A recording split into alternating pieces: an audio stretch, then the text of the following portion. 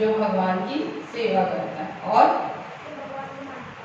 मानता है। ठीक है, और क्या है भक्ति की डेफिनेशन?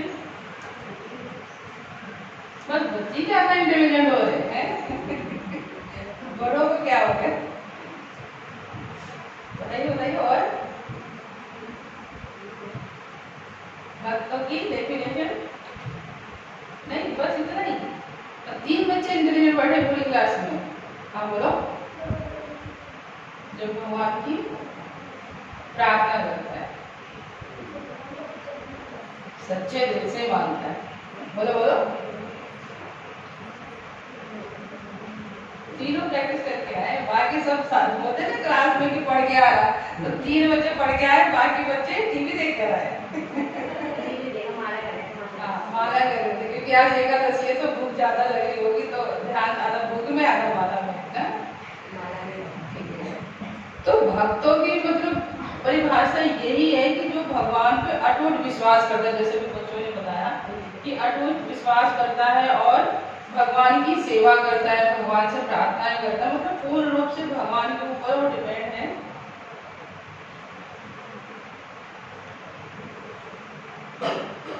तब तो बिना माला पहने इसके बाबूजी चल रहे थे आज तो नहीं है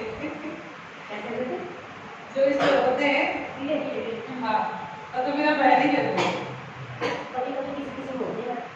कोई बात नहीं, तो प्रभु की इच्छा जो जैसे।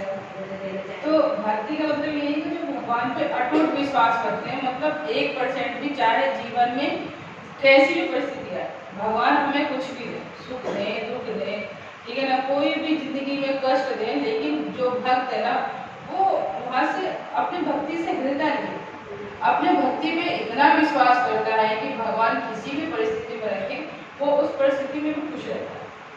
भगवान ने अगर दुख दिया है तो भी बोलते हैं कि भगवान आपका धन्यवाद जो आपने मुझे दुख दिया ताकि मैं आपको याद कर सकूं। जैसे कि कुंती महारानी कि भगवान ने बोला कि हुआ मांगो, आप क्या मांगना चाहते हो, मैं आपसे परेशान हूँ कि आपके बच्चों ने मुझे इतनी सेवा करी।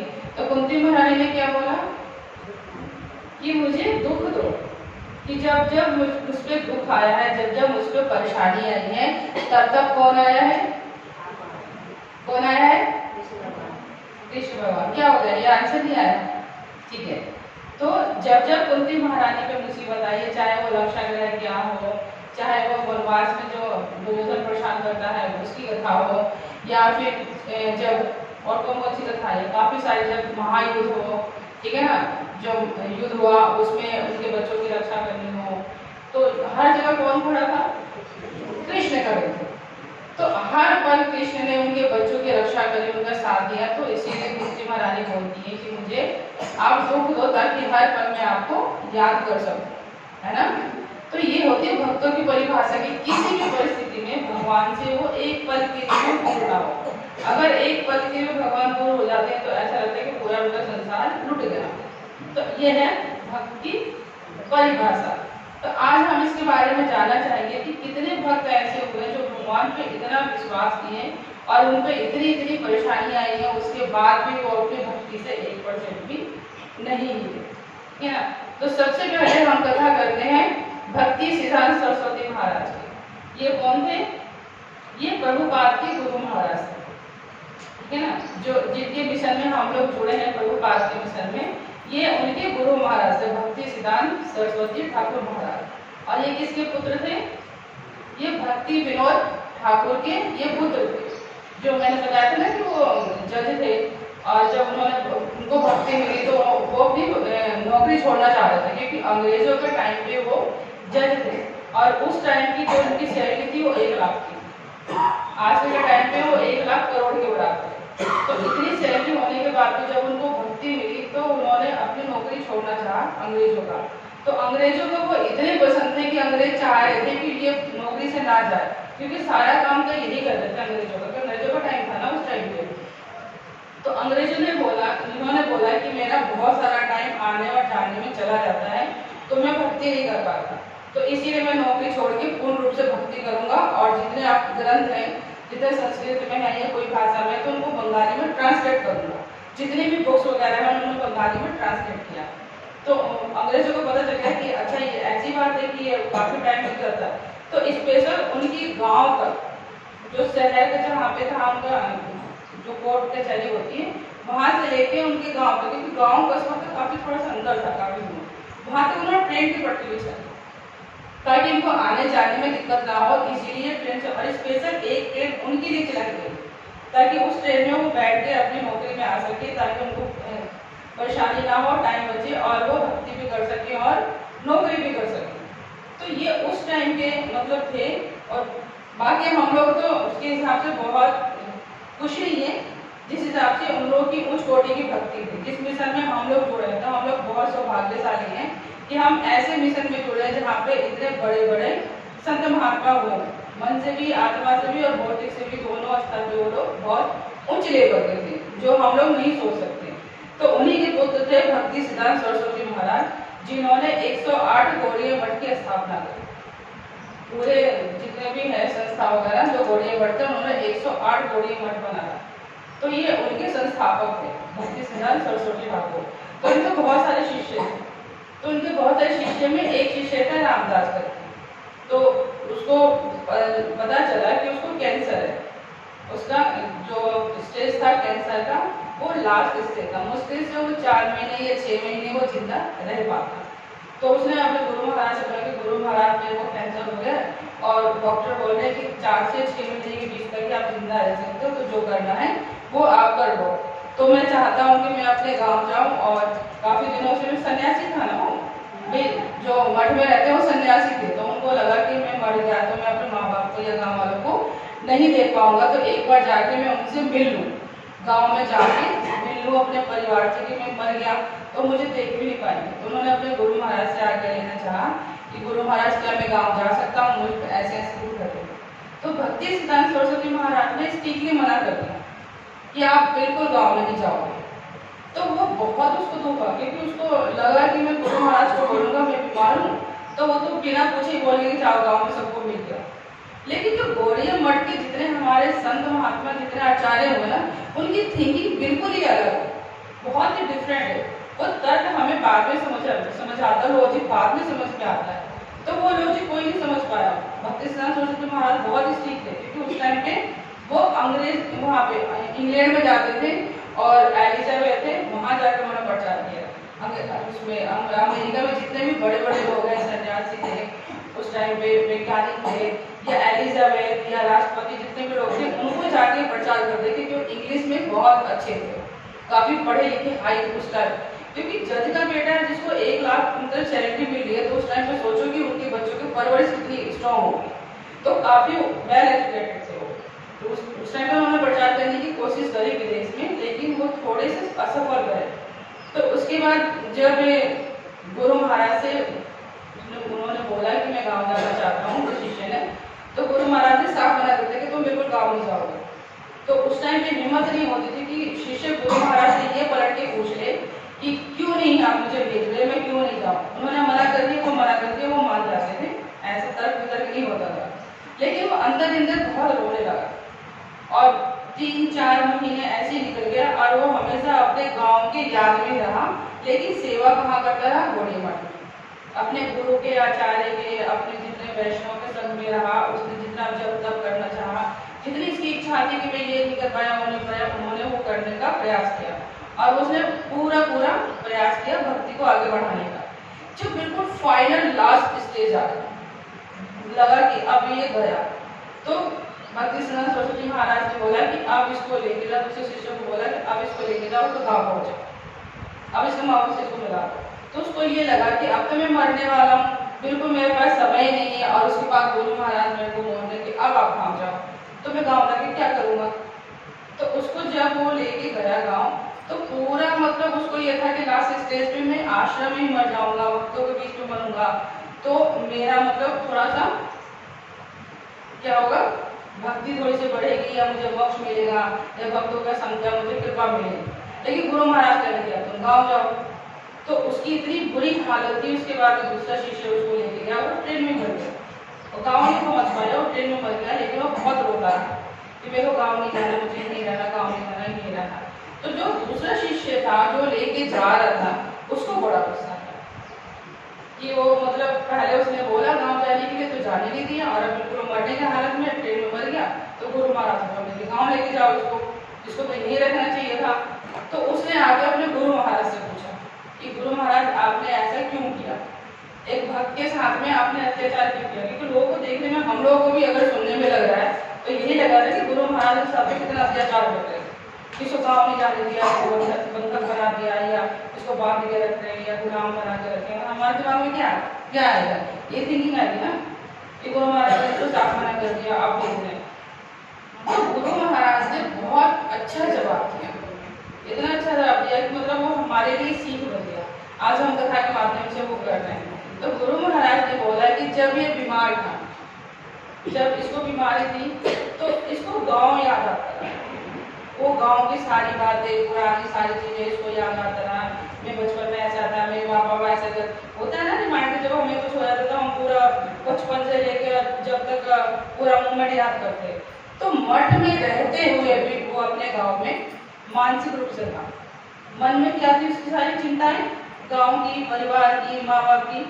तो रहते वो मठ में रहता था, लेकिन मन से वो कहाँ था? मन से कहाँ पे वो जी रहा था? गाँव में जी रहा। ठीक है, अब जब लास्ट स्टेज आया उसका, तब वो मन से कहाँ पे रहना चाह रहा था? मठ में, भक्तों के संग, ताकि उसको भगवान का धाम मिले। अब वो गांव तो जा रहा है, माँ बाप से मिलने जा रहा है, लेकिन माँ बाप को याद नहीं कर रहा। उसको डर है कि मुझे माँ बाप से नहीं मिलना, लेकिन जो उसका भाव है देखो कितना अंतर है। पहले वो अपने गांव में जी रहा था, मठ में रहते हुए गांव जी रहा था, अपना परिवार जी रहा था, और अब अपने परिवार के बीच में जा रहा है तो क्या जी रहा है? अपने मठ को जी रहा है, अपने भौतिक चीजों को जी रहा है, अपने वैष्णव को जी रहा है, अपने जितने उसने पुण्य किए थे वो सारा रिवाइंड किया। और लास्ट में जब उसकी चिंतन कहाँ थी? मठ में, और भक्तों के संग की चिंतन थी। और चिंतन करते करते हुई उसका अंतिम सांस निकल गया। तो उसको क्या गति मिली होगी? आप लोग बताइए। मोक्ष मिला होगा। तो ये चीजें मतलब हमारे जो गुरु है ना, वो क्या चाहते हैं कि हमें धाम मिले। वो भेज देते तो वो गांव का ही हो जाता और उसका पता नहीं जाता कहाँ वो सन्यासी था, उसको ब्रह्मलोक मिलना चाहिए था और उसको मिल जाता नरक, क्योंकि उसकी जो सन्यासी था, सन्यासी से पतन हो जाता उसका। तो गुरु हमेशा क्या चाहते हैं कि अपने शिष्य को बचा के रखे और उसको सीधा धाम पहुंचाए। तो उसको जो चिंतन कहते हैं ना, हम लास्ट में जो चिंतन करते हैं वही हमें धाम मिलता है। लास्ट में चिंतन उसने क्या किया? भक्तों का संग किया। तो कहीं ना कहीं या तो जन्म लिया तो भक्तों के संग में लिया होगा, भक्तों के घर में लिया होगा, नहीं तो उच्च लोक में गया। तो हमेशा गुरु का जो भाव होता है यही होता है कि अपने शिष्य को हम लोग सही जगह पे पहुंचाए, सही स्तर पे पहुंचाए। भाव कई बार हम लोगों को विपरीत लगता है, कई बार गुरु का भाव या कई बार इस सब चीज़ों का भाव हमें विपरीत लगता है, या फिर लगता है कि हमें टॉर्चर कर रहे हैं या जबरदस्ती कर रहे हैं, या फिर हमें मतलब हमारे मन का नहीं कर रहे, अपने मन से करा रहे हैं। तो हम कोई गुलाम है क्या, हम कोई कुछ है क्या, हम तो इस टाइप से कर जा रहे हैं, या फिर हमारी कोई वैल्यू नहीं है। लेकिन हमें बाद में समझ में आता है कि उसका पीछे का तथ्य क्या था। अगर शिष्य का जो मतलब कोई बात अगर करने देते तो उसका पतन था। गुरु को पता है क्योंकि वो उस चीज से निकल के आ चुका है, वो उस रास्ते को जी चुका है। अब आप जो है आप अपना टीनेजर जी चुके हो, ठीक है ना, पूरी अपनी टीनेजर लाइफ में टीनेजर में क्या क्या प्रॉब्लम होती है। जब आपका बच्चा बड़ा होता है तो आप पहले से उसको गाइडेंस करते हैं कि टीनेजर में माताएं हैं तो बेटियों को गाइडेंस करती है, और पिता है तो पुत्रों को गाइडेंस करता है कि आपको ये प्रॉब्लम आ सकती है, हमारे टाइम पे ऐसा ऐसा था, तो आप लोग ऐसा ना करो। अगर बच्चा अगर संस्कारी है तो मान जाता है, तो बहुत सारी परेशानियां उसकी दूर हो जाती हैं। और नहीं तो क्या होता है, वो ठोकर खाता है तब समझ में आता है, तब तक उसका कम से कम 40 साल तक लग जाता है। 40 साल तक सीखते सीखते तब सीखता है। अगर वही अपने माँ बाप से या बड़ों से उसने सीख लिया वो संस्कार, तो उसका 20 साल बच जाता है, वो 20 साल में ट्रेंड हो जाता है, 40 साल की नॉलेज ले लेता है। इसीलिए बच्चों से कई बार बोला जाता है, जब छोटे बच्चे होते हैं तो उनसे बोला जाता है कि बड़े बूढ़े के साथ में रहो। एक बड़े बूढ़े वो ज्ञान देते हैं, वो फिर ट्रिपल उनकी एज हो गई। पहले उन्होंने माँ बाप को पाला, फिर वो हमें पाल रहे, तो उनको पता है कि बचपन में हमारे माँ बाप ने क्या गलती की थी और हम क्या गलती कर सकते हैं। क्यों? क्योंकि डीएनए एक ही होता है। तो माँ को पता होता है कि इसका पापा ऐसा था तो ये ऐसा कर सकता, तो पहले से वो गाइडेंस करते हैं और संभाल लेते हैं। इसलिए आपने देखा होगा जिस घर में बड़े बूढ़े होते हैं कुछ हद तक बच्चे संस्कारी होते हैं, और जिस घर में बड़े बूढ़े नहीं होते वो उतना उत्पाद हो जाते हैं कि आप कंट्रोल करते रहते हैं। तो ये कहाँ से आया? ये हमारे जो पूर्वज हैं, बड़े बूढ़े हैं, उनके संस्कारों से आया। तो इसीलिए हमेशा बच्चों को ना बड़ों या जो भी हमारे घर में बुजुर्ग हैं उनके साथ में थोड़ा टच में रखना चाहिए। लेकिन बुजुर्ग जो है वो हर तरीके से एक से नहीं होते। कई बुजुर्ग ऐसे भी होते हैं जो अपने टाइम का भड़ास तीसरी जनरेशन से निकालने का प्रयास करते हैं, तो थोड़ा वो भी सावधान रहे, ठीक है ना। हर परिस्थिति एक जैसी नहीं होती और हर चीज़ एक जैसी नहीं होती, आप लोग सोच समझ के। लेकिन हाँ, बड़े बूढ़ों के साथ में बच्चों को रखना बहुत जरूरी है, संस्कार मिलता है। पिछला संस्कार हमारा आगे तभी आता है जब वो कैरी फॉरवर्ड होता है। हमारे पास इतना टाइम नहीं होता कि हम अपने बच्चों को बैठा के समझाएं, कमाने में उनको पालने में इतना टाइम निकल जाता है, और जब टाइम मिलता है तब वो निकल जाते हैं हाथ से, ठीक है ना। तो समझाने की हमारे पास हिसाब किताब नहीं बचता। तो इसीलिए हम लोग जो अपनी जनरेशन है उनको आगे बढ़ाने के लिए, संस्कार देने के लिए बहुत जरूरी है। आजकल की लड़कियों को बोलो, आजकल की लड़कियां बोलती है कि मैं बहुत पढ़ी लिखी हूँ, हाई फाई हूँ, और हाई फाई का दिखावा कहाँ से होता है, कहाँ से होता है। अगर मैं लड़कियां हाई फाई दिखाती हैं तो सबसे पहले वो क्या करती हैं, अपना पहनावा चेंज करती हैं, बालों का स्टाइल चेंज करती हैं और पार्लरों के चक्कर लगाती हैं। तो क्या पहनावे से, बालों के और बालों के चक्कर लगाने से क्या हम हाई फाई हो जाते हैं? कि जितने भी कांड हो रहे हैं, जितने भी केसेस हो रहे हैं, हाई फाई के चक्कर में हो रहे हैं। जो लड़कियां अगर 7 बजे से बाहर नहीं जा रही हैं या अपने मर्यादा में रहती है या भाई और पिता के गाइडेंस में रहती है, तो क्या उनके ऊपर ऐसी परिस्थिति आती है जो आजकल हम लोग सुन रहे हैं। तो ये क्या हमारे संस्कार है, हमारे संस्कार पहले से बनाए गए हैं कि जो बेटियां हैं वो रात को उनको बाहर नहीं निकलना है, इसके लिए उनको मना किया जाता है, ठीक है। जो भी काम करे पुरुष करे, पुरुष 12 बजे भी घूम के आता तो कोई नहीं बोलता कि 12 बजे तो कहाँ था बाहर। लेकिन लड़कियों का थोड़ा डर होता है क्योंकि उनका शरीर प्रभु ने ऐसे बनाना है, उनको ब्रह्मा जी ने बनाया इस तरीके से, ठीक है ना, कि हर कुछ उनके अंदर डाला गया है। तो अगर कोई गुलाब का फूल है, ठीक है ना, चाहे वो बासी भी हो, लेकिन फूल तब भी खुशबू देता है।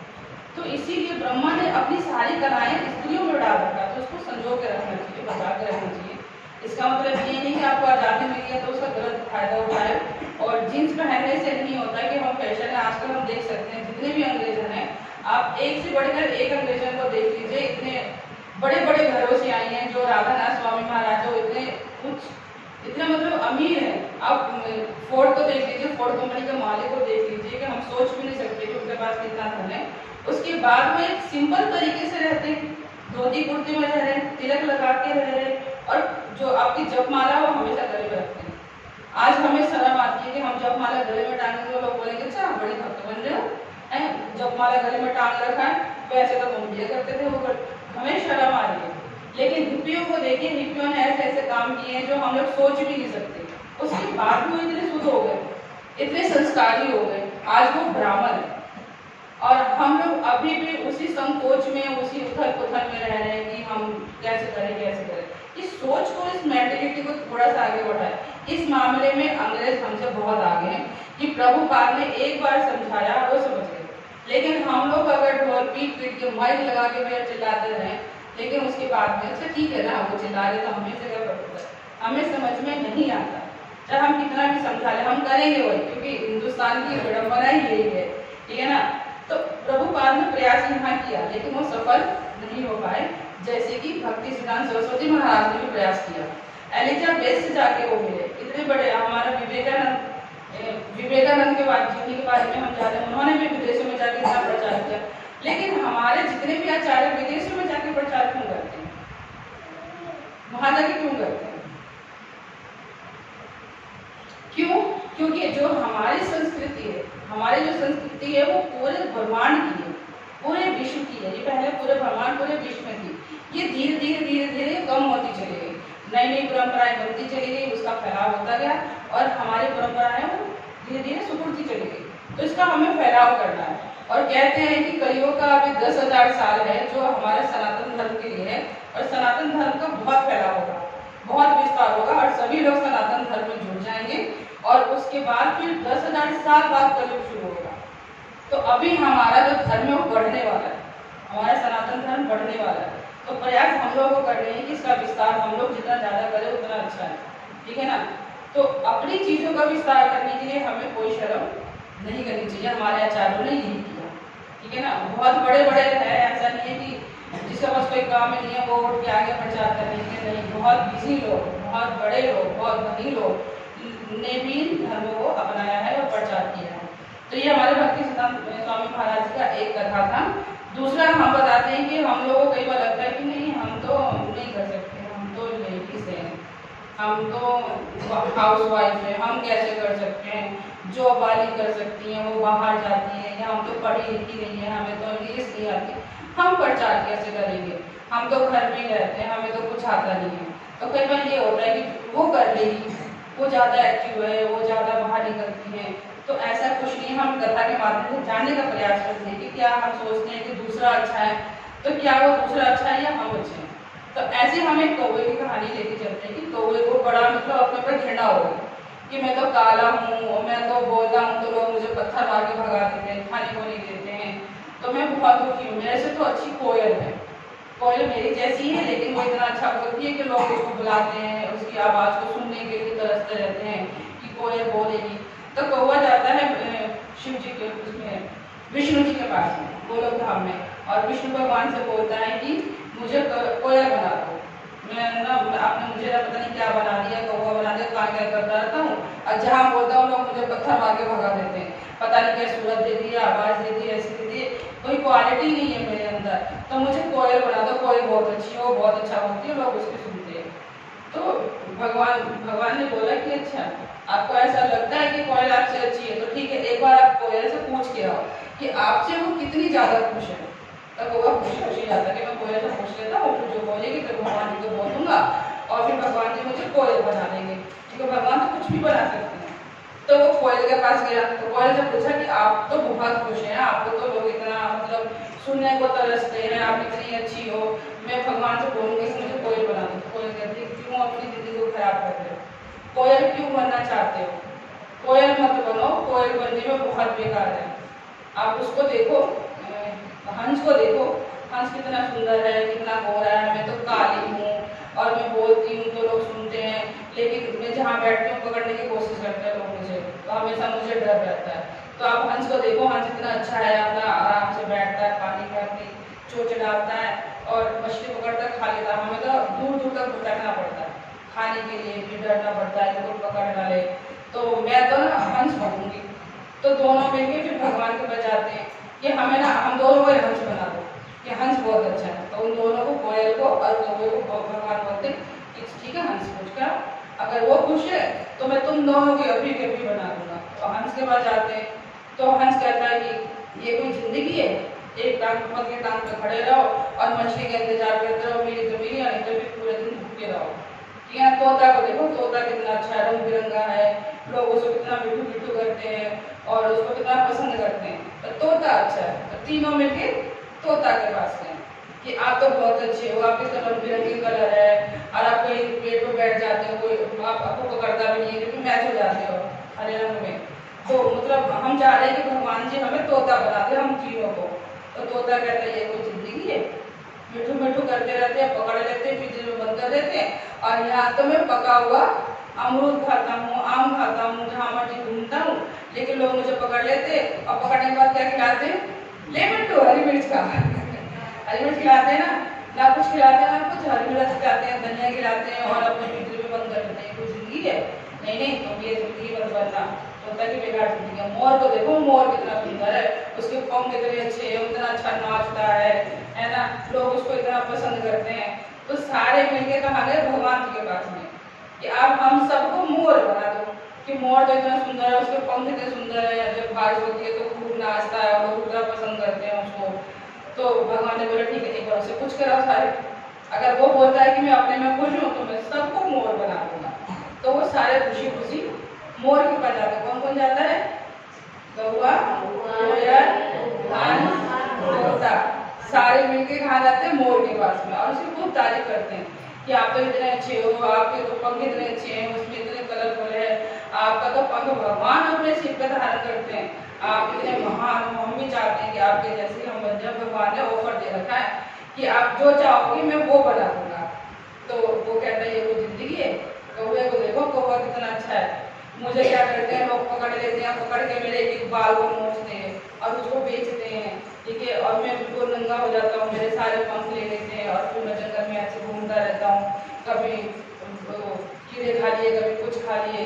कौवा को देख लो, 16 साल आदमी लोग बुला बुला के कौवा खा लिया, कौवा खा लिया, उसके लिए स्पेशल खाना देते हैं, इतनी पूजा करते हैं, ठीक है ना। कौवा सबसे अच्छा, कोई इसको पकड़ता भी नहीं है, ठीक है, और वो आजाद घूमता है, कहीं भी रह जाता है, कोई मतलब नहीं है, अपने में मस्त है। तो सबसे अच्छी जिंदगी कौवे की है, हमारे जैसे मत बनो। अच्छा, मैं सबसे अच्छा हूँ, मैं तो सोच रहा था कि मेरे सब अच्छे हैं, सब अपनी अपनी जिंदगी में दुखी हैं, तो इसका मतलब कि मैं ही अच्छा हूँ। फिर भागा भागा भगवान के पास जाता है कि भगवान जी सब कुछ कैंसिल, सब प्लान कैंसिल, अब कुछ नहीं करना आपको, मैं जैसा हूँ वैसे ठीक है, आप अपने काम में, मैं अपने काम में, मुझे कुछ भी चेंज करना नहीं है। ऐसी हमारी जिंदगी है। हमारा जो चश्मा है ना, हमारा चश्मा हमेशा फोकस करता है पड़ोसी पे, या जो हमारे पड़ोस में बैठे हैं उन पे, अपने पे कभी फोकस नहीं करता कि हमारे पास क्या है। हम अपनी चीजों से बहुत दुखी हैं, हम अपने शरीर से दुखी है, अपने परिवार से दुखी है, अपने पति से दुखी है, अपने बच्चों से दुखी है। क्या क्या ऐसी चीजें जिससे हम सुखी हैं? ऐसे किसी की जिंदगी में है ऐसा? हाथ खड़ा करो जो अपनी जिंदगी में उस चीज से खुश है। बताइए आप किससे खुश है अपनी जिंदगी में? ऐसा कोई नहीं है जिसकी जिंदगी में दुख ना हो, उसको हमेशा ये लगता है कि सामने वाला सुखी है, बस मैं ही दुखी हूँ। लेकिन जब हम घर से, अब हम सोचते हैं कि हाँ हम घर में बैठ के बीमार है, मुझे तो ये हो रहा है, मुझे वो हो रहा है, मेरे पैर में दर्द है, मेरे पेट में दर्द है, मेरे सर में दर्द है। हम लिए बैठे रहते कि पूरी दुनिया का दर्द तो हमारे पास ही है, बस हम ही बीमार है, बाकी सब दुनिया सब ठीक है। और जैसे हम हॉस्पिटल पहुँचते हैं तो ऐसा लगता है कि पूरी दुनिया हॉस्पिटल में हम ही ठीक है। हमसे ज्यादा दुख तो इतने सारे लोग हैं, कोई कट रहा है, कोई किसी का प्लास्टर हो रहा है, किसी का ऑपरेशन हो रहा है, किसी का टांग टूट रही है, किसी की हाथ टूट रही है, और हमारे तो सर में और पेट में दर्द है, तो हम सोचते भैया हम ठीक है, चलो बिना दवाई के घर, या हॉस्पिटल हम जाने से भी डरते हैं।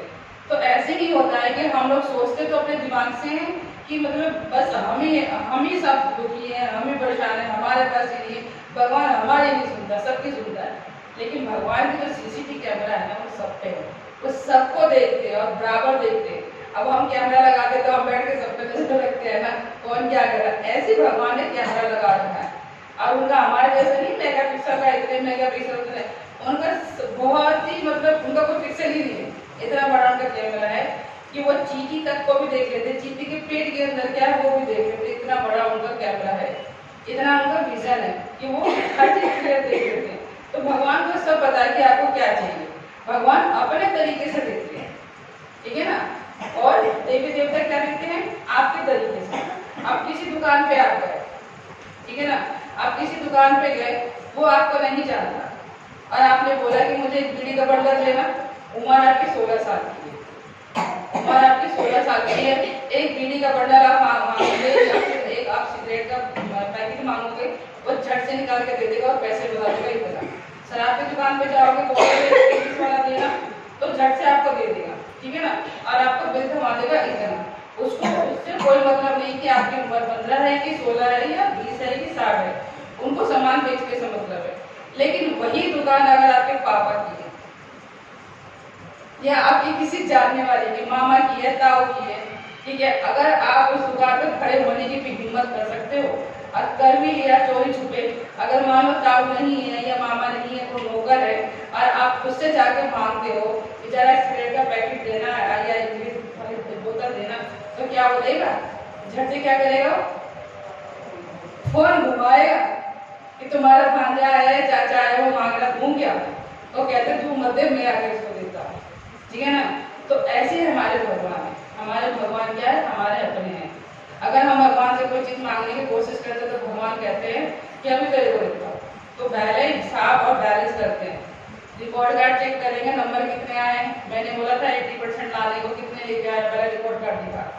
अगर उसमें से 50 और 60% हुए तो जो हम मांग रहे हो कैंसिल, पहले 80% लेकर आओ, फिर जो चाह रहे हो वो तुम्हें मिलेगा। लेकिन वही अगर देवी देवता आज आपने खूब पूजा करी और आपने बोला कि नहीं मुझे ये चीज चाहिए, तो बोलते ले लो और इतने ये काम करो, ठीक है ना। तो समझ में आया? अपने में और पराई में अपने अपने होते हैं, भगवान हमारे अपने हैं, हमारे शुभ चिंतक है, हमारे वो माता पिता है, हम उनसे उत्पन्न हुए हैं, हम उनके अंश हैं। जैसे पिता के हम अंश होते हैं, लेकिन चाचा ताऊ के क्या होते हैं, हम क्या होते हैं, ठीक है ना, रिलेशन में है, लेकिन हम उनके अंश नहीं है। अंश कहीं रिलेटेड है, वो भी वही मतलब रखते हैं, लेकिन वो पिता नहीं है, वो पिता वाला फॉर्मेलिटी नहीं। कई बार होता है ज्यादा ताऊ में पता चल ना, उसको पता नहीं चलता, छुट्टी स्कूल ले रख ले। कई बार दादा दादी भी करते हैं कि मम्मी पापा को पता नहीं चलेगा, चल चॉकलेट खा ले, चल दांत खराब हो रहे, लेकिन मम्मी पापा नहीं देगा, ठीक है ना। कई बार ऐसा हो जाता है, इसीलिए हमें भगवान को समझना है कि भगवान क्या है, ठीक है।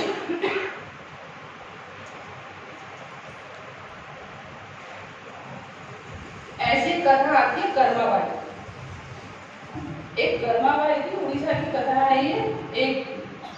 एक ब्राह्मण घर में छोटी बच्ची थी, तो छोटी बच्ची जब घर में होते हैं, किसी भक्त के घर में अगर कोई बच्चा होता है तो भक्त क्या करेगा, वैष्णव भक्त के घर में अगर कोई बच्चा होगा तो उसको क्या कराएगा, भगवान की सेवा, भगवान की पूजा, जो वो लोग कर रहे हैं वही तो करेंगे ना अपने बच्चों से। अब आपके घर में बच्चे हैं तो आपने भोजन बनाया, तो कहीं आप कहीं बिजी हो, या कहीं आप जा रहे हो, या कहीं आपके पास टाइम नहीं, आप क्या बोलोगे, बच्चे ये रखा हुआ, आप भगवान को भोग लगा, हम बोलते हैं ना। तो ऐसे ही कर्माबाई के पिता थे, तो वो कहीं बाहर जा रहे थे, कहीं और देश जा रहे थे, तो उन्होंने बोला कि मैं जा रहा हूँ, लेकिन यह पूजा पाठ कौन करेगा, क्योंकि वो जगन्नाथ जी के बहुत बड़े भक्त थे, जगन्नाथ जी के घर पे थे। तो उन्होंने बोला कि मैं तो जा तो रहा हूँ, लेकिन ये मेरे पीठ पीछे भगवान को भोग कौन लगाएगा। तो उन्होंने, छोटी बच्ची थी वो कर्मा करके, तो उन्होंने बोला कि बेटा मैं जा रहा हूँ, जब तक आप दो दिन के लिए जाना, 2 दिन तक भोग आप लगाना, मैं आऊँगा तो फिर मैं भगवान जी को भोग लगाऊंगा। तो कर्मा छोटी थी, 5-6 साल का बच्चा होता था, हाँ हाँ मैं कर दूंगा। तो वो चले गए। तो खिचड़ी के ज़्यादा महत्व है, उधर उड़ीसा साइड पर थोड़ा सा है दिक्कत। तो उन्होंने खिचड़ी बनाई, माँ ने खिचड़ी बनाई और बोला कि जब भगवान को भोग लगाया। अब वो छोटा बच्चा, उसको तो पता ही नहीं कि पापा कैसे भोग लगाते हैं, वो तो भाई देख रहा है कि पापा ने भोग लगाया और हमें दिया, आपने खा लिया। अब वो अपनी थाली खिचड़ी के भगवान जी के पास लेके गई है और बोले कि आओ भगवान, खाओ भगवान, आओ भगवान, खाओ भगवान। जो मंत्र पापा ने बोला वो छोटे बच्चे को याद नहीं, वो ऐसे भगवान को बुला नहीं। अब भगवान तो भगवान है, उनको क्या पता कि मंत्र पढ़ के भोग लगा के पर्दा लगा देते, अब फिर उसके बाद 10 मिनट बाद थाली उठा रहे थे। अब उनको लगा कि भगवान आते हैं और थाली में से खाते हैं, तो वो बैठ ही रहे। आधा घंटा हो गया, 1 घंटा हो गया, वो कह रही भगवान तो आई नहीं मेरी खिचड़ी खाने, तो पता नहीं मेरी खिचड़ी में क्या हो गया, पापा तो रोज खिलाते हैं और बच्चा पापा भी खिलाते हैं, लेकिन मेरी खिचड़ी भगवान नहीं खा रहे, तो मैं भी नहीं खाऊंगी। अच्छा भगवान जिद्दी है तो मैं भी जिद्दी, छोटे बच्चे होते हैं ना कि मुझे नहीं खाती, चलो मैं भी नहीं खाया। तो वो बैठे रहे, 2 घंटे हो गए, दोपहर हो गई, पूरा दिन हो गया, शाम हो गया, ठीक है। वो लड़की ऐसी रह गई और भगवान नहीं आया। फिर दूसरे दिन उसकी मम्मी ने दिया ऐसी, माँ बाप को नहीं बताया कि ऐसे कर लो, पता है ना कि अगर मम्मी को बताऊंगा कि भगवान ने भोजन नहीं खाया तो पिटाई हो जाएगी, क्योंकि छोटे बच्चे डर जाते हैं। तो उसने मम्मी को नहीं बताया, पापा तो थे ही नहीं उसके।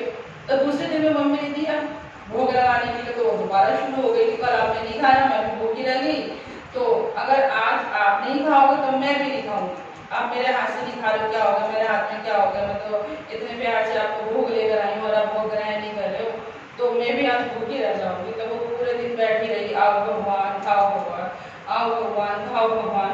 तो भगवान के ऊपर दोपहर हो गई, भगवान को तरह तरह के, छोटा बच्चा है और मुझे खिलाने आया और ये भी भूखा है। भगवान प्रकट हो गया और भगवान ने बोला अरे पगली पर्दा तो लगा, बिना पर्दे की मैं कैसे खाऊंगा, मैं पर्दा लगा के खाता हूँ। तो छोटी बच्ची फटाफट भागी भागी गई और उसने पर्दा लगाया और भगवान ने सारी खिचड़ी खा ली। तो उसकी माँ, जब वो माँ ने बोला कि भोग कहाँ है, मैंने भोग लगाना है, भोग मिलाना है, तो फिर भगवान जी ने खा लिया। माँ सोची कि छोटी बच्ची है, खुद खा गई, कल भूखी थी तो आज खुद खा गई, खिचड़ी ज्यादा, घी ज्यादा लगा होगा तो खा गई, और कहते कि भगवान खा गए। तो माँ ने जब पिता वापस आए 2 दिन बाद, तो माँ ने बोला कि खिचड़ी खा जाती है खुद ही और कहती है कि भगवान आके खा गए, भगवान को जाके खाली खा जाते हैं सारा, अभी ऐसे करते। तो पिता ने पूछा बेटी से कि बेटी आपने भोग लगाया था, कह हाँ पहले दिन तो भगवान नहीं आया तो मैंने भी नहीं खाया, दूसरे दिन आए तो वो फिर सारा खा गए और फिर मैं भूखी रह गई, तो मैं फिर दूसरा खाई उसी थाली में। तो पिता ने बोला कि अच्छा भगवान आके खाए थे, कह रहे हाँ पिताजी भगवान आके खाए थे। तब पिता बोलते ठीक है आज फिर दोबारा भोग लगाओ, मैं भी देखता हूँ तुम्हारे भगवान कैसे आके खिचड़ी तुम्हारी खा जाते हैं। तो छोटा बच्चा खुशी में हो जाता है, हाँ मैं ऐसे भोग लगाऊंगा। तो माँ ने फिर दोबारा दिया वैसे ही बना के, तो वो दोबारा से बोलने लगी आओ भगवान भोग लगाओ, भगवान आओ भगवान खाओ भगवान। तो भगवान दोबारा आए, ठीक है। और आके जैसी खिचड़ी खाने लगे तैसे ही भगवान का हाथ पिता ने पकड़ लिया कि मैं इतने दिन से भक्ति कर रहा था, भगवान ने मुझे दर्शन नहीं दिए और छोटी बच्ची पे रिझ गई खिचड़ी पे और भगवान स्वयं आ गए। तो उस दिन से मतलब वो अपनी बेटी के चरणों में पड़ गए कि मेरे से महान तो मेरी बेटी है, कि इसके लिए भगवान प्रकट हो गए। तो धीरे धीरे कर्मा बाई फिर ऐसी मतलब ख्याति बढ़ती गई कि इनकी खिचड़ी पे भगवान आते हैं भोग लगाने के लिए। तो वो धीरे धीरे कर्मा धीरे धीरे बड़ी होती गई, फिर उसको पिता ने शादी कर दी। तो भक्तों के जीवन में ना दुख बहुत आते हैं, ठीक है ना। दुख तो ऐसे मिलता है तो गिफ्ट की तरह, जैसे हम लोग कोई जन्म पे गिफ्ट देता है भगवान ऐसे गिफ्ट देते हैं। तो जैसी शादी हुई कुछ सालों बाद पति का निधन हो गया, अब बच्चे भी नहीं है, पति भी नहीं है और माँ बाप भी गुजर गए। अब वो बेचारी बिल्कुल अकेली हो गई। अब जब हम अकेले हो जाते हैं तो किसका सहारा लेते हैं? भगवान का। अब वो पूर्ण रूप से जगन्नाथ जी की हो गई। अब जो भी काम करे वो जगन्नाथ जी के लिए करे। अब रोज डेली उसको पता है कि भगवान आते भोग लगाने के लिए, वो रोज खिचड़ी बनाए और जगन्नाथ जी सुबह सुबह उसकी खिचड़ी खाने आते हैं। छोटा बच्चा बन के 5 साल का बच्चा बन के रोज खिचड़ी खाने आ जाए। अब वो क्या करती थी कर्मा बाई कि मतलब छोटा बच्चा है रोज आता है खाने के लिए, तो मैं दातुन कर दी और उधर खिचड़ी पका दी बिना नहाए, ऐसी दातुन करते करते भी खिचड़ी पका रही है उधर। तो एक बाबा जी आ गए उनके घर में, उन्होंने देख लिया कि भगवान जी की खिचड़ी ऐसे बना रही है। तो भगवान जी ज्ञान दे गए, वो संत महात्मा ज्ञान दे गए कि अरे बावली ऐसे थोड़ी ना बनाते हैं भगवान के लिए भोग, नहाते हैं घर को साफ सुथरा करते हैं उसके बाद भगवान जी को भोग बनाते हैं। ये क्या कर रही है, ब्रश कर रही है खिचड़ी पका रही है और किसी को भगवान को भोग लगा रही है। ऐसे कोई भोग लगाते हैं? पहले नहाओ सुधो अच्छे से फिर भगवान को भोग लगाना। उसको लगा के साथ में गलती करते हैं, हम करते हैं ना कुछ ऐसी गलती तो कोई ज्ञान दे जाता तो हम सोचते डाउट हो जाता है कि नहीं कुछ हम गड़बड़ कर रहे हैं। तो वो दोबारा से घर की सफाई करने में नहाने में उसको टाइम हो गया काफी ज्यादा। अब इधर भगवान आए और देखा कि सही समय पर भोजन नहीं मिल रहा तो उदास हो गए, क्योंकि 56 भोग तक वहां भी लगना है जगन्नाथ जी में। जगन्नाथ जी में 9 बजे से 8 बजे भोग लगता है, ये सुबह का जो भोग है उससे पहले वो खिचड़ी खा जाते थे। तो आज वो जगन्नाथ जी उदास हो गए। फिर जगन्नाथ जी ने ध्यान में देखा कि गड़बड़ क्या है। उन्होंने देखा ये संत महात्मा की झोल है। संत महात्मा के रात के सपने में गए और खूब उन्हें बच्चे से पीटा कि तुम मेरे भक्त को ज्ञान देने कैसे गए। वो जैसे मर्जी बनाए, नहा के बनाए बिना नहा के बनाए, वो जैसे मर्जी बनाए, मैं खा रहा हूँ ना, तुम्हें इसमें क्या आपत्ति है? तुम मेरे को ज्ञान देने गए कि नहा के पका और मैं भूखा रह गया, सुबह सुबह मुझे नहीं मिला। तो बाबा को खूब सपने में पीटा। बाबा मुंह लेके गए कर्मा बाई के पास में, मुंह लेके गए कि बेटा आप जैसे पहले खिचड़ी बनाते थे ऐसी खिचड़ी बना के भगवान को भोग लगा। तुम जैसे पहले करते थे वैसे करो। मुंह तो दिखाने देके मुझे खूब बची है रात को, ठीक है मुंह तो सूजा पड़ा होगा। तो डर के मारे उन्होंने नहीं बताया और कर्मा बाई को बोला कि जैसे तुम पहले बनाती थी वैसे ही बनाओ, भगवान को भोग लगाओ और खिलाओ। तो फिर दोबारा से वैसे ही करने लगी जगन्नाथ जी के लिए। तो जगन्नाथ जी रोज आए और रोज मतलब खिचड़ी खाए। लेकिन एक दिन फिर धीरे धीरे कर्मा बाई बूढ़ी हो गई और वो मर गई। तो वो मर गई तो उसके बाद में जिस दिन वो मरी तो उस दिन जगन्नाथ जी को भोग लगाया जा रहा है 56 भोग, और जगन्नाथ जी नहीं खा रहे। क्योंकि जगन्नाथ जी में होता है, जगन्नाथपुरी में जब जगन्नाथ जी को भोग लगता है तो एक पात्र होता है, उसमें बर्तन में जल होता है। तो जब उस पात्र में भगवान जी का जब मुख दिखता है तो समझ में आ जाता है कि भगवान ने भोग लगाया है। जब तक उस पात्र में जगन्नाथ जी का मुख नहीं दिखता, जो पंडित लोग होते हैं, भोग तो लगता है बहुत बड़ा विशाल लगता है भोग जैसे आप मान लो कि बाहर भोग रखा है जगन्नाथ जी यहाँ, तो जगन्नाथ जी को हिमालय का भोग है तो उसी पंडाल में सारा भोग रख दिया जाएगा। और जो पांडा लोग हैं वो मंत्र पढ़ते हैं कि जगन्नाथ जी को भोग लगाया जा रहा है, जगन्नाथ जी खाए। तो उस पात्र में जब भगवान जी के दर्शन होते हैं तो पता चलता है कि भोग लग गया। उसके बाद फिर वो सारा प्रसाद बढ़ता है, जो हम एकादशी के बाद द्वादशी को जो हम पारण करते हैं हम उसी भोग से ही करते हैं। तो यहाँ पे जगन्नाथ जी भोग ग्रहण ही नहीं कर रहे। अब जो सारे पांडा थे उनको समझ में आ गया पता नहीं क्या हो गया, आज भगवान भोग क्यों नहीं लगा रहे। इतने में जो वहाँ का एक पुजारी था वो इंतजार में खड़ा है कि भोग लगाए तो मैं इनकी आरती करूँगी, भोग आरती होती है ना, मैं आरती करूँ, अचानक से उसको बहुत तेज नींद आ गई। जगन्नाथ जी है ना, उनको संकेत देना है तो कुछ ना कुछ तो माध्यम बनाएंगे ना। तो बहुत देर उसको नींद आने लगी। अब वो सोच रहा है कि जब तक ये भोग लगा रहे तब तक मैं थोड़ा कोने में झपकी ले लेता हूँ, नहीं तो मैं गिर जाऊंगा आरती करते टाइम, जब तक भोग लगेगा नहीं मैं आरती करूंगा नहीं। तो उसने सोचे कोने में थोड़ा ले लेता हूँ झपकी। जैसे उसने झपकी ली कोने में, तब भगवान जी ने उसके सपने में दर्शन दिए कि आज मेरी माँ चली गई, आज मैं भूखा, ठीक है ना, आज कर्मा बाई चली गई और मैं उनके हाथ से वो खिचड़ी खा रहा था, आज मैं अनाथ हो गया। तो उसके बाद से फिर राजा को पता चला, फिर राजा ने नियम बना दिया कि सुबह रोज डेली जगन्नाथ जी को खिचड़ी का भोग लगेगा। इसीलिए इस्कॉन में आप लोग देखते हो कि सुबह शाम खिचड़ी बांटी जाती है। आप लोग कई बार सोचते हो ना कि मतलब इस्कॉन मंदिर में खिचड़ी क्यों बांटते हैं, शायद सस्ता होगा इसलिए बांटते नहीं। जगन्नाथ जी को भोग लगता है, जगन्नाथ जी को खिचड़ी बहुत पसंद है, इसीलिए तो बोलते हैं क्या कर्मा वाली खिचड़ी बनाई है क्या, जो भगवान जी को चले खिलाने। ये तो बहुत सारे गाने भी हैं इसमें कर्मा की खिचड़ी पे। और तो कर्माबाई की खिचड़ी की वजह से सबको फिर पता चला कि जगन्नाथ जी को खिचड़ी बहुत पसंद है और आज भी जगन्नाथ जी को खिचड़ी का भोग लगाया जाता है। तो ये भक्तों की श्रद्धा है, भगवान दौड़े चले आते हैं। अगर आपके दिल में सच्ची भक्ति है तो भगवान के लिए कोई मायने नहीं है कि आप बूढ़े हो, बच्चे हो, जवान हो, या भक्ति में आप शुद्धता कर रहे हो या नहीं कर रहे हो। आपका मन शुद्ध होना चाहिए, भाव शुद्ध होना चाहिए। भक्ति कितने परसेंट है आपकी, आप कितने परसेंट समर्पित हो, ठीक है, तो उस भाव को भगवान के रंग करते हैं। आपके 56 भोग नहीं खाते, आपका 56 भोग तो उतना ही है जितना आपने भोग लगाया वापिस उतना ही लेकर आते हो। 1% कम होता है किसी का है कि 1 ग्राम कम हो गया, भगवान ने खा लिया। अगर 1 रोटी कोई एक्स्ट्रा खा लेता है तो लगता है रोटी कम हो गई, लेकिन भगवान को भोग लगाने के बाद ऐसा लगता है कि खाना बढ़ गया। तो ये है भक्ति। ऐसे नारद जी की कथा आती है।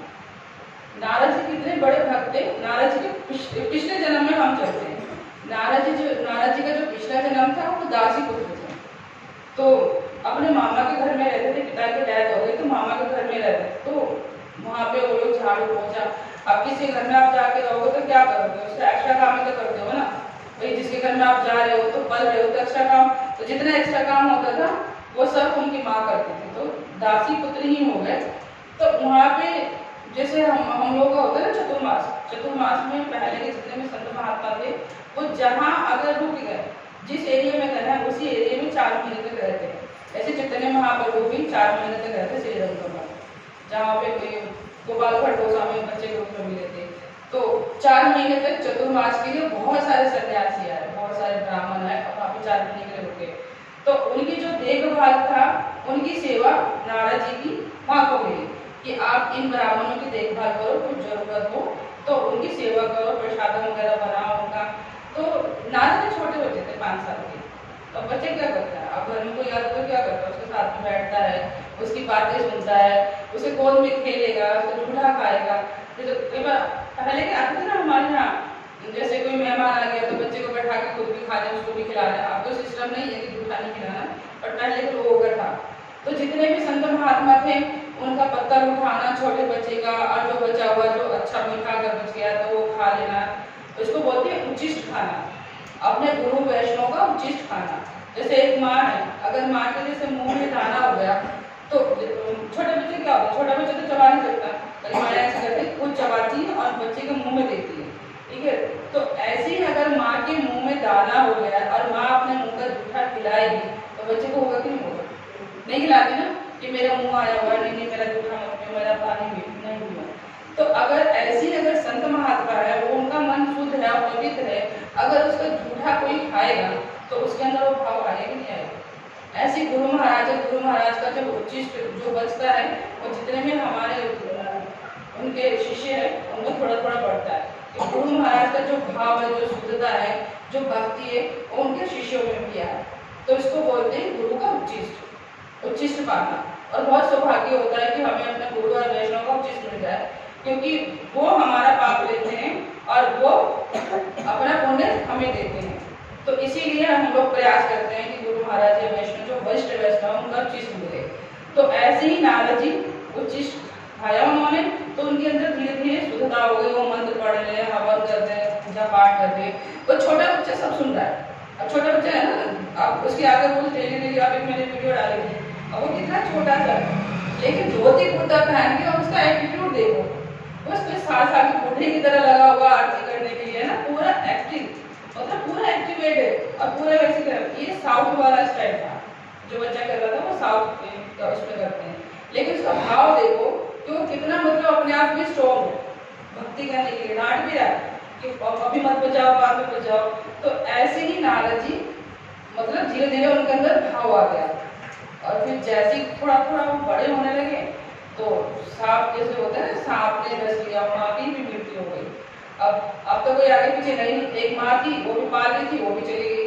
तो पूर्ण रूप से वो वैरागी हो गए और जितने संत महात्मा थे उनकी मंडली में शामिल हो गए और धीरे धीरे वो भक्ति करने लगे। भक्ति करते करते धीरे धीरे बड़े हो और उसके बाद फिर उनकी मृत्यु हो गई।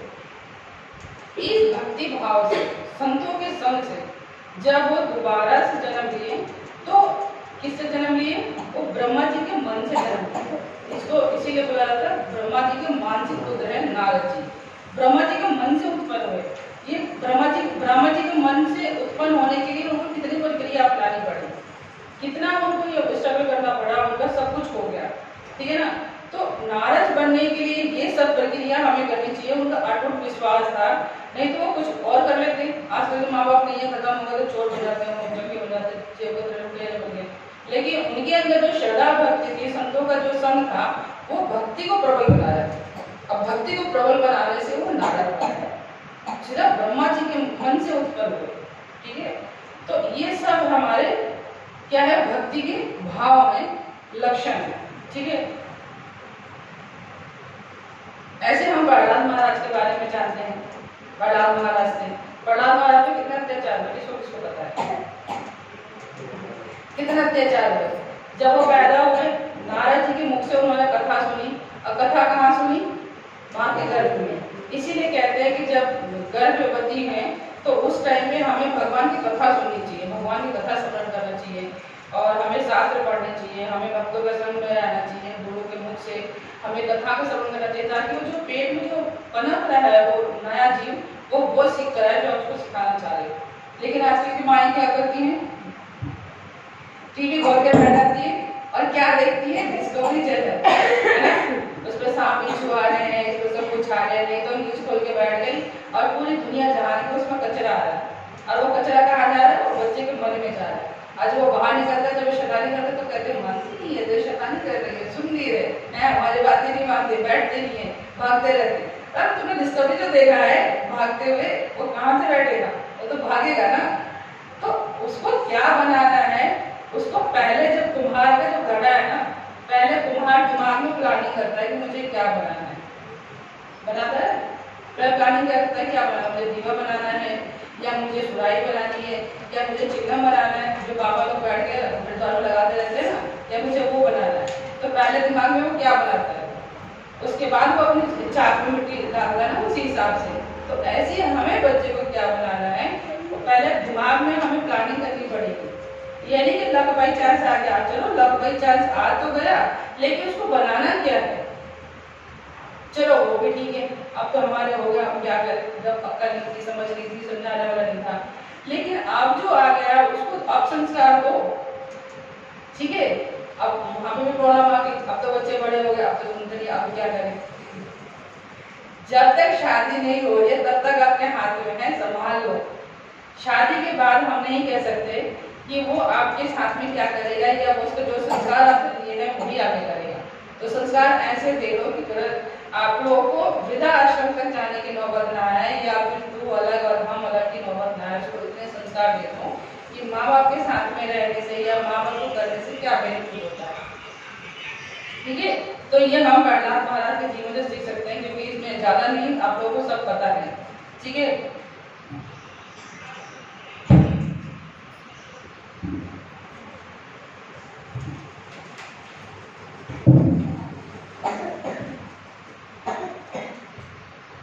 ऐसे ही महाराष्ट्र में एक भक्त, अब हम लोग कहते हैं हम तो लेडीज हैं, हम क्या भक्ति करें। हम लोग एक भक्ति होगा, सुबह उठो खाना पकाओ, दोपहर को खाना पकाओ, बर्तन धो, कपड़े धो। अब हम हमारा टाइम नहीं है, हम भक्ति कैसे करें? लेकिन हम एक कथा सुनते हैं, हमारी जैसी एक कथा है, ठीक है ना। महाराष्ट्र में एक परम साध्वी भक्त हुई है सक्कुबाई। सुना है किसने सक्कुबाई के बारे में? नाम सुना है ना, सखुबाई थी। तो कृष्णा नदी के तट पे, ठीक है, करहाट नामक गांव में एक ब्राह्मण थे और घर में 4 ही लोग थे, ठीक है, मियाँ बीवी, बेटा और बहू। अब बहू घर में आई है, ठीक है, और जो ससुर है, सास है और पति है। जो राधा रानी के ससुराल का जो हाल था वही बिल्कुल इनके ससुराल का हाल था, ठीक है। जो इनकी सास थी वो क्या थी, जो इनकी सास है वो जटिला और कुटिला, ठीक है ना, वही उनका हाल है। मतलब सुबह 4 गाली ना देते तो चाय ना बचे, दोपहर को 4 डंडे या 4 भूसे या 4 चाटे ना लगाए तब तक खाना ना बचे, ठीक है। सास का यह हाल था। ससुर जिधर से आए उधर से 4 गाने सुना के जाए, ठीक है। और पति भी उसी नस्ल का था, तो पति से बताए तो पति भी 4 लगाए कि तुम मेरे माँ बाप की चुगली करती है। अब वो करे तो करे क्या, पड़ोस को बताएगी तो उससे कोई बेनिफिट नहीं, घर में कलेश हो क्योंकि वो पहले से कलेश हो रखा है, ठीक है। तो सक्कू भाई में बहुत ज्यादा अत्याचार होता था, लेकिन वो 1 नंबर की भक्ति, और वो विठल भगवान को आप लोग जानते हैं, वो विठल भगवान की सच्ची भक्ति, मतलब उनमें इतना अटूट श्रद्धा था विठल भगवान के प्रति कि मतलब उसका कोई हिसाब नहीं। जैसे हम लोग क्या करते हैं, वृंदावन जाने के लिए कितना डरते हैं, तो वहाँ पे कृष्ण रहते हैं, वृंदावन है, मैं जाऊँ वृंदावन में, मतलब हमेशा व्याकुल रहते हैं। जिसने नहीं देखा वो जाने के लिए व्याकुल रहता है, और जिसने देख लिया वो दोबारा देखने के लिए व्याकुल होता है, ठीक है। ऐसे ही व्याकुल उनके अंदर था। जितने भी महाराष्ट्र में जितना भी क्षेत्र है वो विठल भगवान को ज्यादा मानते, जैसे हम लोग वृंदावन में कृष्ण भगवान को मानते हैं। तो विठल भगवान को देखने के लिए उनके मन में बहुत इच्छा थी कि मुझे विठल भगवान को देखना है, विठल भगवान को जाना है। लेकिन घर तो घर है, घर में तो इतने दूसरे लोग हैं कि उनको एक सांस लेने तक की फुर्सत नहीं है। सुबह उठते खाना बनाना है, दोपहर को खाना बनाना है, और जो नदी थी वो बहुत दूर थी और बहुत दूर से उनको पानी लेके आना पड़ता। पहले जो अब आज भी देखो महाराष्ट्र में घड़े पे खड़ा रख के पानी लेकर आते हैं, और बहुत मतलब रेगिस्तान एरिया है, पानी की बड़ी दिक्कत है वहाँ पे, तो काफी दूर से उनको पानी लेके आना पड़ता था। आधा दिन तो पानी लाने में निकल गया और आधा दिन पकाने में निकल गया। और फिर जो 3 लोग हैं, आपको लगता तो नहीं है कि इस हिसाब से सास कुछ करती होगी जिस हिसाब से था, ठीक है। पूरे दिन घर में काम करे, सबका करे, फिर शाम को सास का पैर दबाए, और सास को पैर भी दबा रही है और 4 लाख भी खा रही है, ठीक है। पति भी आके 2 चल लगा के जा रहा है कि ये काम नहीं करी, वो काम नहीं करी। और खाने को क्या मिलता है, जब सबका जूठन बच जाता तो उस जूठन में से जो बचा है वही मिलता है खाने को, अलग से कुछ ऐसा नहीं कि 56 को मिलता है। फिर भी वो अपनी जिंदगी में खुश है, फिर भी अपनी जिंदगी से कोई मतलब वो नहीं है, परेशानी नहीं है, या कोई शिकायत नहीं है कि भगवान आपने मुझे क्या दिया। जो दिया ठीक दिया, कम से कम परिवार को दिया। तो जो उनका दुख था वो पड़ोसन को, कोई पड़ोसन को बड़ा दया आ जाती, तो बोलते तेरे घर में कोई मायके में है नहीं, कोई भाई बाप नहीं है, इतनी परेशानी होती है और तू कभी किसी को बुलाती नहीं है, बताती नहीं है। तो बुला के कम से कम समझा अपने सास ससुर को कि ऐसे करते हैं मेरे साथ में। तो कहती है कि मेरे मायके में तो सिर्फ वो नहीं है, हमारे विठल भगवान है, और साथ में वो क्या नाम उनका, द्रौपदी रुक्मणी है। मतलब वो बता तो भगवान का ही है, लेकिन वो समझ भौतिक बुद्धि है ना, तो सोचते हैं कि उसके घर में कोई विठल और रुक्मणी के नाम से होगा। तो कहते बुला के उनको बताए करना कि इतनी परेशानी करे तो थोड़ा समझाएं कि कोई बात नहीं, वो अपनी जिंदगी में वैसे इतने दुखी है, और मैं उनको बता के क्या दुखी करूँ। क्योंकि माताएं होती है ना कि जो अपने मायके में बता के मायके वाले को दुखी करूँ, मैं तो पहले से हूँ और वो भी दुखी हो जाएगी, तो उसे क्या फायदा।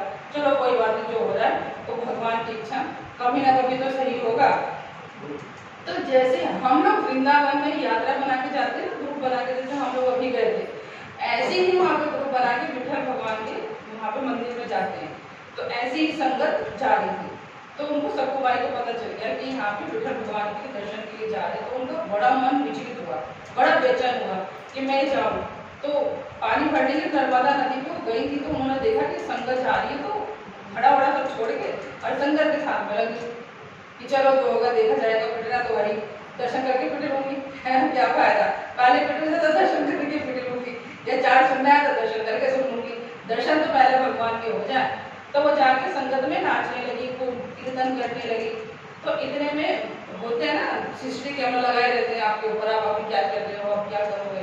तो कोई जाके बता दिए सास को, देखते नहीं वो वहाँ जाके वहाँ सत्संग में नाच रही है, बहुत सारी होती है, ठीक है।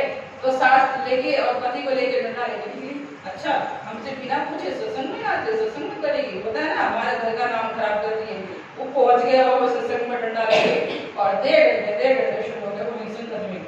अब सबको भाई को वहीं से बाल पकड़ के खींचते हुए पीटते हुए घर ले गए कि हम देखो अभी वृंदावन घुमाया, दूसरे को सत्संग घुमाए, और घर पे लाके उसको बंद कर दिया, ठीक है, एक कमरे में बंद करके और रस्सियों से बांध दिया, और ऐसे टाइट रस्सी से बांधा कि उनके शरीर में रस्सी पड़ गई, कि उन्होंने इतने टाइट से बांधा कि खोल खा के भाग ना जाए, इतने टाइट से बांधा कि कभी खुले ही ना। और उसको एक हफ्ते तक उसको ना खाना दिया, ना पानी दिया, कुछ दिया। तू सत्संग जाएगी, वृंदावन घूमने जाएगी, तो घूमने का शौक चढ़ा है, अभी तेरे को घुमाते ले, ना खाना ना पानी ना कुछ, फिर भी वो अपने जीवन में मस्त है, फिर भी उन सप्पू भाई को किसी से कोई शिकायत नहीं, वो फिर भी अपना आराम से विट्ठल करने में लगी हुई है। तो कभी तो प्रभु सुनेंगे हमारे, कभी तो हमारे दुख कम होंगे। जब हमारे जीवन में दुख आते हैं तो हम कैसे बिल्कुल हाय तोबा कर देते हैं, हमारे साथ ही क्यों, वो तो बहुत अच्छी है, वो तो कोई भक्ति नहीं करते, हम भक्ति कर रहे हैं तो चलो भैया हमारा दर्शन हो गया, भगवान हमारे सुनते नहीं देखते नहीं, लेकिन उनको अपने जीवन से कोई परेशानी नहीं, और तभी अपने विट्ठल लगी हुई है, ठीक है ना। तो भगवान को होते हैं ना, भक्तों के दुख से बड़े दुखी हो जाते हैं। तो विठल भगवान की जो मूर्ति को है, रुक्मणी जी ने देखा क्या भगवान बड़े उदास हो, क्या बात है। तो रुक्मणी जी ने पूछा कि प्रभु आप इतना दुखी कैसे हो रहे हैं, हमने इतना दुखी आप लोगों को देखा नहीं है। तो भगवान कह रहे मेरी एक भक्त है सप्पू भाई, उस पर बहुत परेशानी हो रही है, उसको घर के लोग बहुत परेशान कर रहे हैं, मैं उससे परेशान हूँ, तो मैं चाहता हूँ कि एक बार मैं उससे मिल के आऊँ। तो रुक्मणी जी कहती हैं कि ठीक है, आपको अगर ऐसा लगता है तो आप एक बार उनसे मिल आओ, लेकिन जल्दी आना प्रभु, ऐसा ना हो कि आप भक्तों के चक्कर में वहीं रह जाना और मैं यहाँ अकेले रह जाऊंगी। तो प्रभु कहते हैं चलो ठीक है, मैं भी मिल के आता हूँ।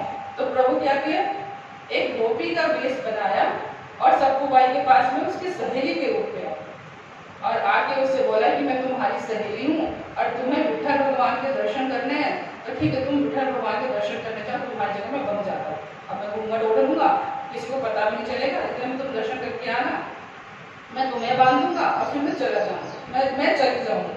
वो लड़की के रूप में आए ना, सहेली के रूप में, तो उसको तो पहले से उतावला बन था, उसको तो कोई मौका मिलना चाहिए था, वृंदावन जाने का मौका मिले, ठीक है, उनको लगा कि चलो ठीक है ये संभाल लेगी मेरी सहेली है और मैं चलती हूँ। तो उसको उनको फटाफट खोला सप्पू बाई को, और भगवान खुद बंधे सप्पू बाई के रूप में, वही रूप बना लिया, वही कपड़े पहन लिया, वही सूखे से बन गए, वही वैसे बाल कटे हुए थे, चोट लगी हुई है, भगवान ने रूप बना लिया और सप्पू बाई को खोल के भेज दिया। तो संगत के साथ में वो चली गई, जो संगत आई तो उनको पकड़ लिया संगत को, और संगत के साथ में विठल भगवान की गई और उन्हें भगवान को खूब दर्शन किया। जैसे कपाट खुला तो भगवान को देख के ऐसे भाव विभोर हुई, जैसे हम लोग को होता है ना कि किसी को देख के इतने उतावले हो जाते कि प्राणी निकल जाए, तो भगवान को देख के इतने भाव विभोर हुई कि उनके प्राणी निकल गए। वहीं विठल के दरवाजे पे ही उन्होंने अपना प्राण त्याग किया। तो उनके गांव के जो ब्राह्मण थे उन्होंने देखा कि अरे सप्पू बाई आई थी साथ में, आपकी मर गई, आप इसका अंतिम संस्कार हमें करना पड़ेगा। तो गांव के जितने 2-4 ब्राह्मण थे उन्होंने वहाँ पे शमशान घाट पे लेकर उसका संस्कार कर दिया और उसके हड्डियों को ले जाके और सास और ससुर को यहाँ पास लेकर आए और उसको देने लगे कि लो तुम्हारे बहू के अस्थियां हैं। तो उसका ससुर फेंक के मारता है, भंगा कर आया है क्या, पागल हो गया क्या, मेरी बहू को अस्थि आई, किसके अस्थि लेकर आया, कुत्ते बिल्ली का अस्थि लेकर आया, कह रहा है बहू की अस्थि है, मेरी बहू तो अंदर बैठी है, लाके अस्थि दे रहा है, किसकी अस्थि दे रहा है। तो कहता है तुम्हारी बहू कह रहे हैं हम अपने हाथ से जला के आए हैं शमशान घाट में, क्या बात कर रहे हो, वो हमारे साथ में विठल भगवान के मंदिर में गई थी दर्शन करने। तो कहता है कि सच में तो पागल हो गया, मेरी बहू तो अंदर बैठ के रसोई बना रही है, अंदर बैठी हुई, मैं आवाज लगाऊं क्या। तो उसका ससुर जो सप्पू बाई का ससुर था उसने आवाज लगा रहा है सप्पू सप्पू इधर आओ। तो भारी करती है हाँ पिताजी हाँ पिताजी। तो जो ब्राह्मण था उसको देख के चक्कर खा गया, जब उसको हो जाता पानी वाले छिड़कते हैं तो उसके बाद फिर वो बताता है कि ये तो हमारे साथ में विठल भगवान को गई थी दर्शन के लिए और वहीं पे ही वो बेहोश हो गई थी और वहीं पे उन्होंने शरीर त्याग किया। जब उन्होंने शरीर त्यागा वहां पे तो रुक्मणी जी को बड़ी बेचैनी हुई कि भाई ये तो गई, अब ये गई तो इसका मतलब कि जो मेरे भगवान इसकी जगह पर बैठे हैं वो तो हमेशा के लिए बंद गए, क्योंकि उनका तो प्लानिंग था। तो अब यहाँ तो ये निकल के किसी को पता नहीं चलेगा और भगवान वहाँ पे बंधे हुए हैं और भगवान उनकी सेवा कर रहे हैं, अब तो मेरे भगवान वहाँ पे फंस गए। तो रुक्मणी जी दोबारा गोपी की ड्रेस, गोपी बन के, दूसरी गोपी बन के और उस गाँव में वो आती है। तो क्या देखती है कि भगवान जी जो सकुबाई है ना उसका अभिनय निभा रहे। अब क्या वो भगवान को कोई देख के चाहे कितना भी बड़ा पत्थर गिरो, क्या वो पिघलेगा नहीं? भगवान का रूप ऐसा है, भगवान का आकर्षण ऐसा है कि बड़े से बड़े पत्थर भी पिघल जाते हैं। अब कितने भी वो चंडाल थे, कितने भी वो दुष्ट थे, सास बहू और पति, भगवान को देखते ही सबके सब मोम जैसे बन गए। अब भगवान पे इतने लाड लुटाने लगे। सास भी अब मजा आ गई कि एक हफ्ते से इसने कुछ नहीं खाया, चलो उसको कुछ खिला देते हैं। ससुर भी कह रहा है इसको खोल दो, बेचारी बंधी हुई है, दिन से कुछ नहीं बोल रही। ठीक है, पति को भी लगा कि अरे ये मन हो गई तो मेरा परिवार आगे कैसे बढ़ेगा, भाई पत्नी है इसकी वजह से परिवार आगे बढ़ेगा। तो पति को भी लाड आने लगा, वो खोल के उसको लाड प्यार करने लगा। भगवान क्या कर रहे हैं भगवान क्या कर रहे हैं, सबको भाई बन के पूरा अभिनय निभा रहे, पूरा सबको भाई का रोल निभा रहे, उसके पति के साथ में पत्नी का रोल निभा रहे। तो चाहते तो अपने को उजागर कर सकते थे, लेकिन अपने आप को छुड़ा नहीं रहे। अपने भक्त की जगह पर देखो कि भक्त के लिए वो भक्त का रोल निभा रहे हैं, उसके पति के साथ में पत्नी का रोल निभा रहे हैं, ससुर के साथ में बहू का रोल निभा रहे हैं, उनके बर्तन धो रहे हैं, उनके कपड़े धो रहे हैं, उनके घर में झाड़ू लगा रहे हैं, सास के चरण दबा रहे हैं, जैसे वो पैर दबाती थी रात को वो पैर दबा रहे हैं, उनकी सबकी सेवा कर रहे हैं। कौन कर रहा है? भगवान कर रहे हैं। किस लिए कर रहे हैं? अपने भक्त की रक्षा के लिए, कि मेरे भक्त को कोई परेशानी ना हो। इतने में वहाँ पे क्या हुआ, रुक्मणी जी फटाफट वहाँ शमशान घाट पे गई और उनके जितने भी राख वाख थे इकट्ठा किया और दोबारा से उनको जीवित किया। अरे सबको भाई उठो, मेरा पति फंस गए। और उनको दोबारा जन्म दिया सबको भाई को और बोला कि चलो अपने गाँव अपने जाओगे तभी मेरे भगवान छूटेंगे। तो फटाफट वो सबको भाई को अपने साथ नर्मदा नदी पर लेकर आई और घड़ा दिया कि तुम यहीं से गाय हुई थी, घड़ा उठाओ, पानी भर के अपने घर लेके जाओ ताकि मेरे भगवान छूटे। तो वो अपने जैसे घर जाती हैं तो भगवान देखते हुए सबको भाई आई और रुक्मणी जी में आई, तो साथ साथ रुक्मणी के साथ में भगवान चले जाते हैं। तो इधर जो उनके ससुर थे, जो ब्राह्मण का हिसाब किताब था, तो ब्राह्मण के सामने फिर ब्राह्मण सारा कुछ बताते हैं उनके ससुर को कि ये मर गई थी, ये स्नेहा है सब कुछ, और ये हमारे साथ गई थी।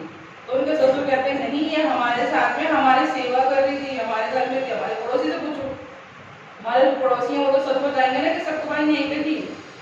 तब सक्कू भाई से पूछा जाए, उनके ससुर बुलाते हैं और सक्कू भाई से पूछते हैं कि अच्छा आप बताओ कि सच क्या है।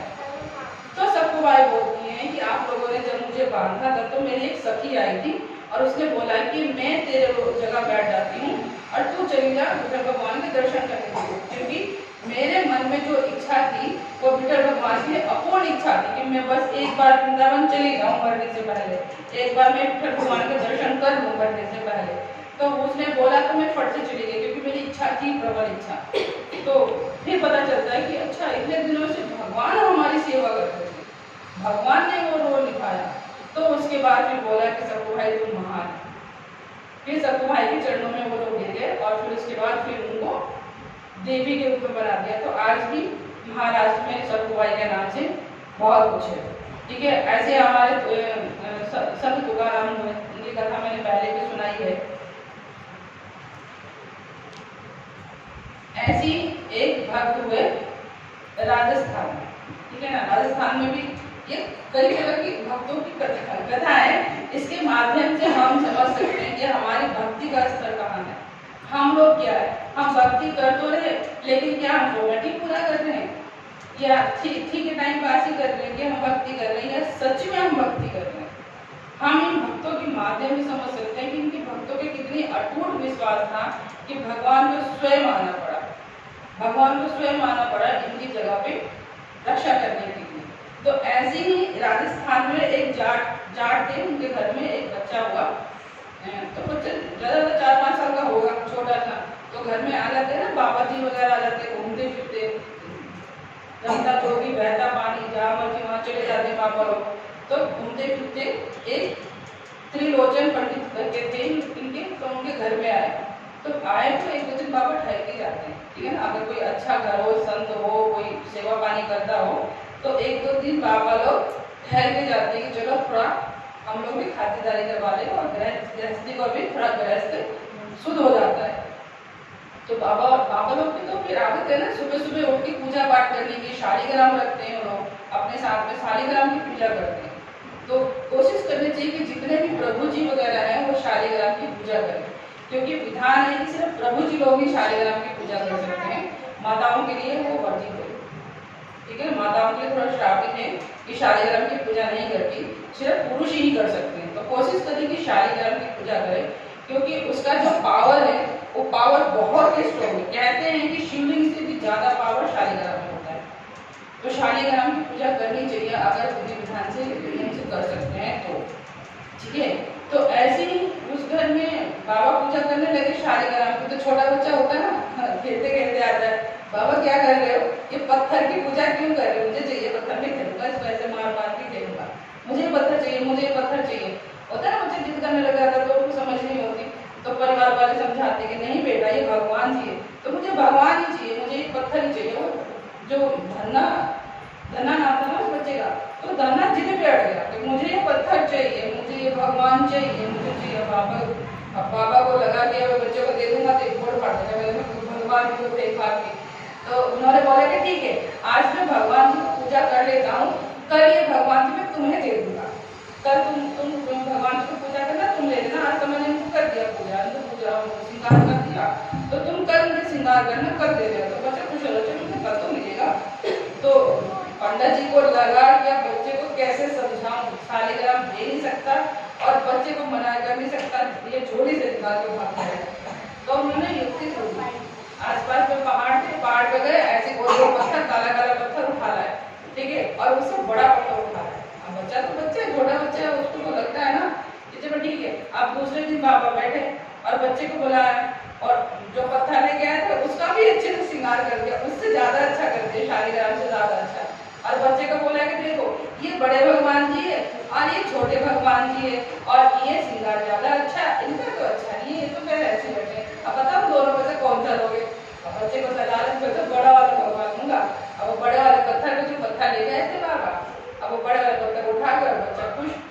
तो बाबा ने बोला कि तुम सेवा पानी कर भी लोगे क्या? हाँ मैं करूंगा, रोज इसको मैं भोग लगाऊंगा, नहलाऊंगा, जैसे बाबा करते हो ना वैसे करूंगा, मुझे बता दो। पंडित जी बोला बच्चा है कोई बात नहीं, लगा रहेगा, कम से कम इधर उधर ना करके भक्ति में लगा। तो उन्होंने बोला कि रोज इनको नहलाना और इनको चंदन लगाना, इनको भोग लगाना, तुलसी पत्र इनको लगाना और रोज डेली ऐसी करना। तो बाबा ने बोला बच्चा है पत्थर से खेल लेगा, कोई बात नहीं, कम से कम भाव तो जागृत होगा ना। तो बाबा देखे और वो चले गए। और बच्चा तो बच्चा, किसी कुछ नहीं पता कि इसके हृदय में भगवान कब प्रकट हो जाए और कितना प्रकट हो जाए। हमें भी नहीं पता कि किसके अंदर भक्ति कितनी है, भगवान को पता होता है। हम लोग कई बार देखते हैं कि तो साधारण मनुष्य कुछ भी नहीं कर रहा, लेकिन उसके भाव के अंदर भक्ति कितनी है, कई बार भगवान मिल जाते हैं। अब छोटा बच्चा, अब वो लगा वो भक्ति करने के लिए, बाबा रोज बताएं तो रोज चंदन लगाए, तुलसी का पत्ता लगाए, रोज भोग लगाए, रोज डेली धन्ना चाट वो रोज डेली करने लगा। ठीक है ना, धन्ना चाट से फेमस है, तो धन्ना चाट रोज डेली अब धीरे धीरे बड़ा होने लगा और वो भक्ति उसकी ऐसी प्रबल होती चली गई। ठीक है ना, तो जब हम किसी भी चीज की भक्ति करते हैं तो वो जागृत हो जाती है। अब वो शालिग्राम समझ के अगर वो पत्थर की पूजा कर रहे हैं तो उसमें शालिग्राम प्रकट हो गए, भगवान प्रकट हो गए उसके अंदर, और उसके अंदर इतनी शुद्ध भक्ति आ गई वो धन्ना चाट के अंदर कि भगवान से वो बातें करने लगा। अब भगवान उसके दोस्त बन गए। अब जैसे बच्चे आपस में खेलते हैं ना, ऐसे भगवान आए और भगवान के साथ में खेले। वो रोज डेली की भगवान के मेरे दोस्त है, मेरे सखा है, मेरे साथ खेलते हैं। अब उनको अपने अपने जैसा सुलाए, खाना खिलाए, सब कुछ करे। अब वो धीरे धीरे बड़ा हो गया। उसकी ख्याति आसपास के गाँव में फैलने लगी कि भैया धन्ना जेठ को साक्षात भगवान के दर्शन हुए, भगवान से खेलने आते हैं, उससे बातें करते हैं।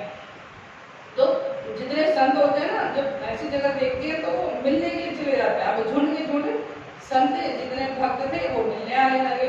अब मिलने आने लगे तो एक दिन उठा के जाने लगे।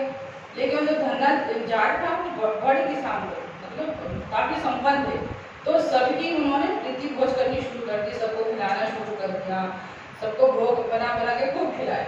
तो एक जाए दूसरा, एक जाए दूसरा, ऐसे लाइन लगा के तो एक दिन उसके बाप को गुस्सा आ गया, क्या लंगर खोल रखा है, होता है ना भाई, अगर कोई बार बार आ रहा है तो बड़े होते हैं घर के जो कमा रहे हैं और जिनका वो है तो उनको फिर हो जाता है क्या रोज रोज अपने दोस्तों को बुलाते रहते हो, लाइन लगा रहती है, कभी ये कभी वो।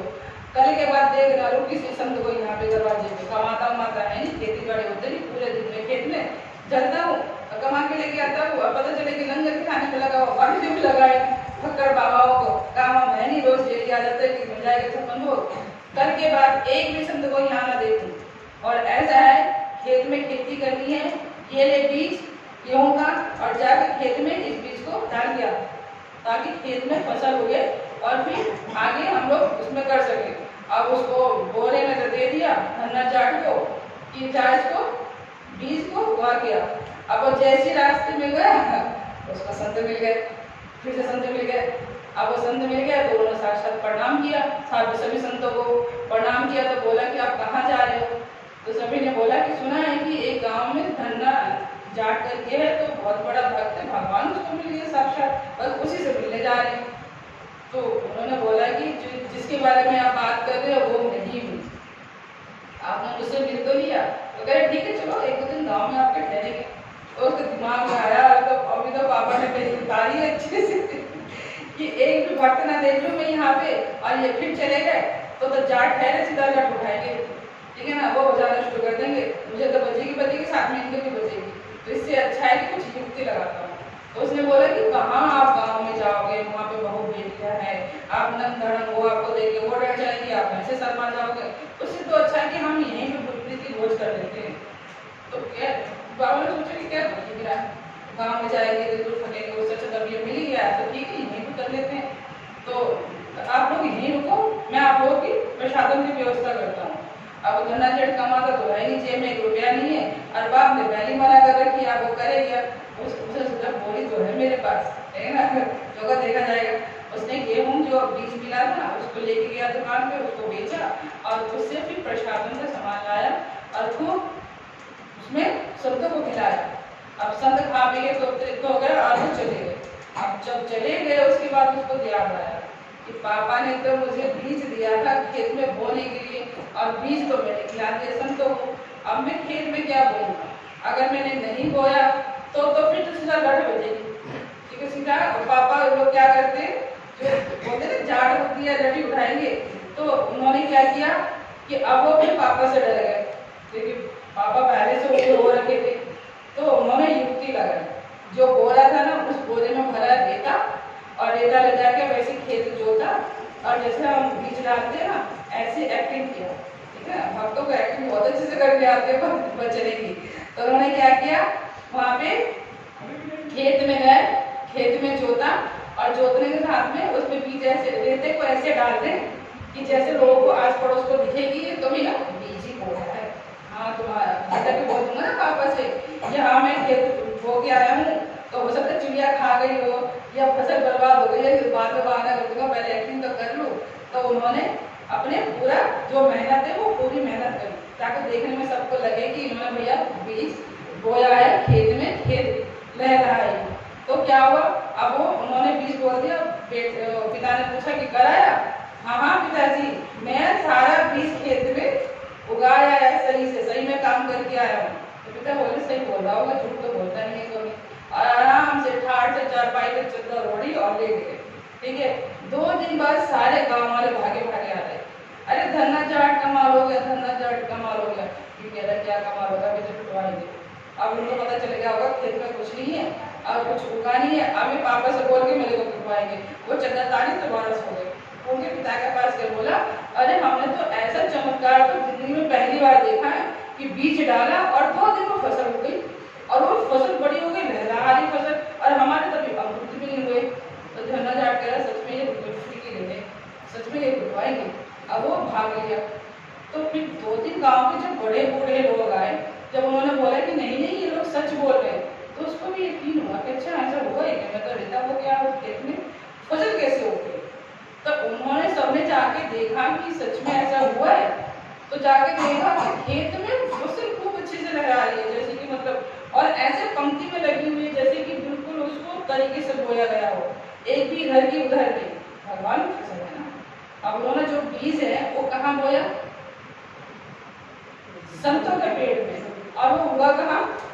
खेत में। इसीलिए प्रसादम की बहुत बड़ी महिमा है। जब हम भक्तों को, संतों को प्रसादम खिलाते हैं, उसका पुण्य हमें कहाँ मिलेगा हमें भी नहीं पता। हम कई बार सोचते हैं कि नहीं हमारे घर में तो अनाज कम है, चलो 2 रोटी कम बना देते हैं, लेकिन वो 2 रोटी जो कम होता है ना, वो हमारा अन्न कम होता है।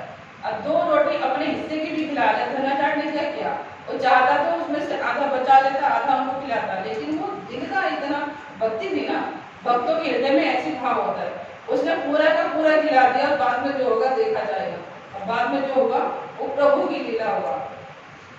तो खेत में वो फसल होगी, और कई जो साल की जो मेहनत से उगाते हैं उससे कई गुना फसल होगा, और उससे वो लोग काफी अच्छा उन्होंने वहाँ पे धन कमाया। और उससे भी उन्होंने किया, तो पिता को लगा कि ऐसा तो होता नहीं, पूछूं जरा इससे कि क्या गड़बड़ किया इसने, ऐसा क्या इसने खाद डाली है, क्या मदद होगा इसने कि ऐसे फसल कैसे होगी।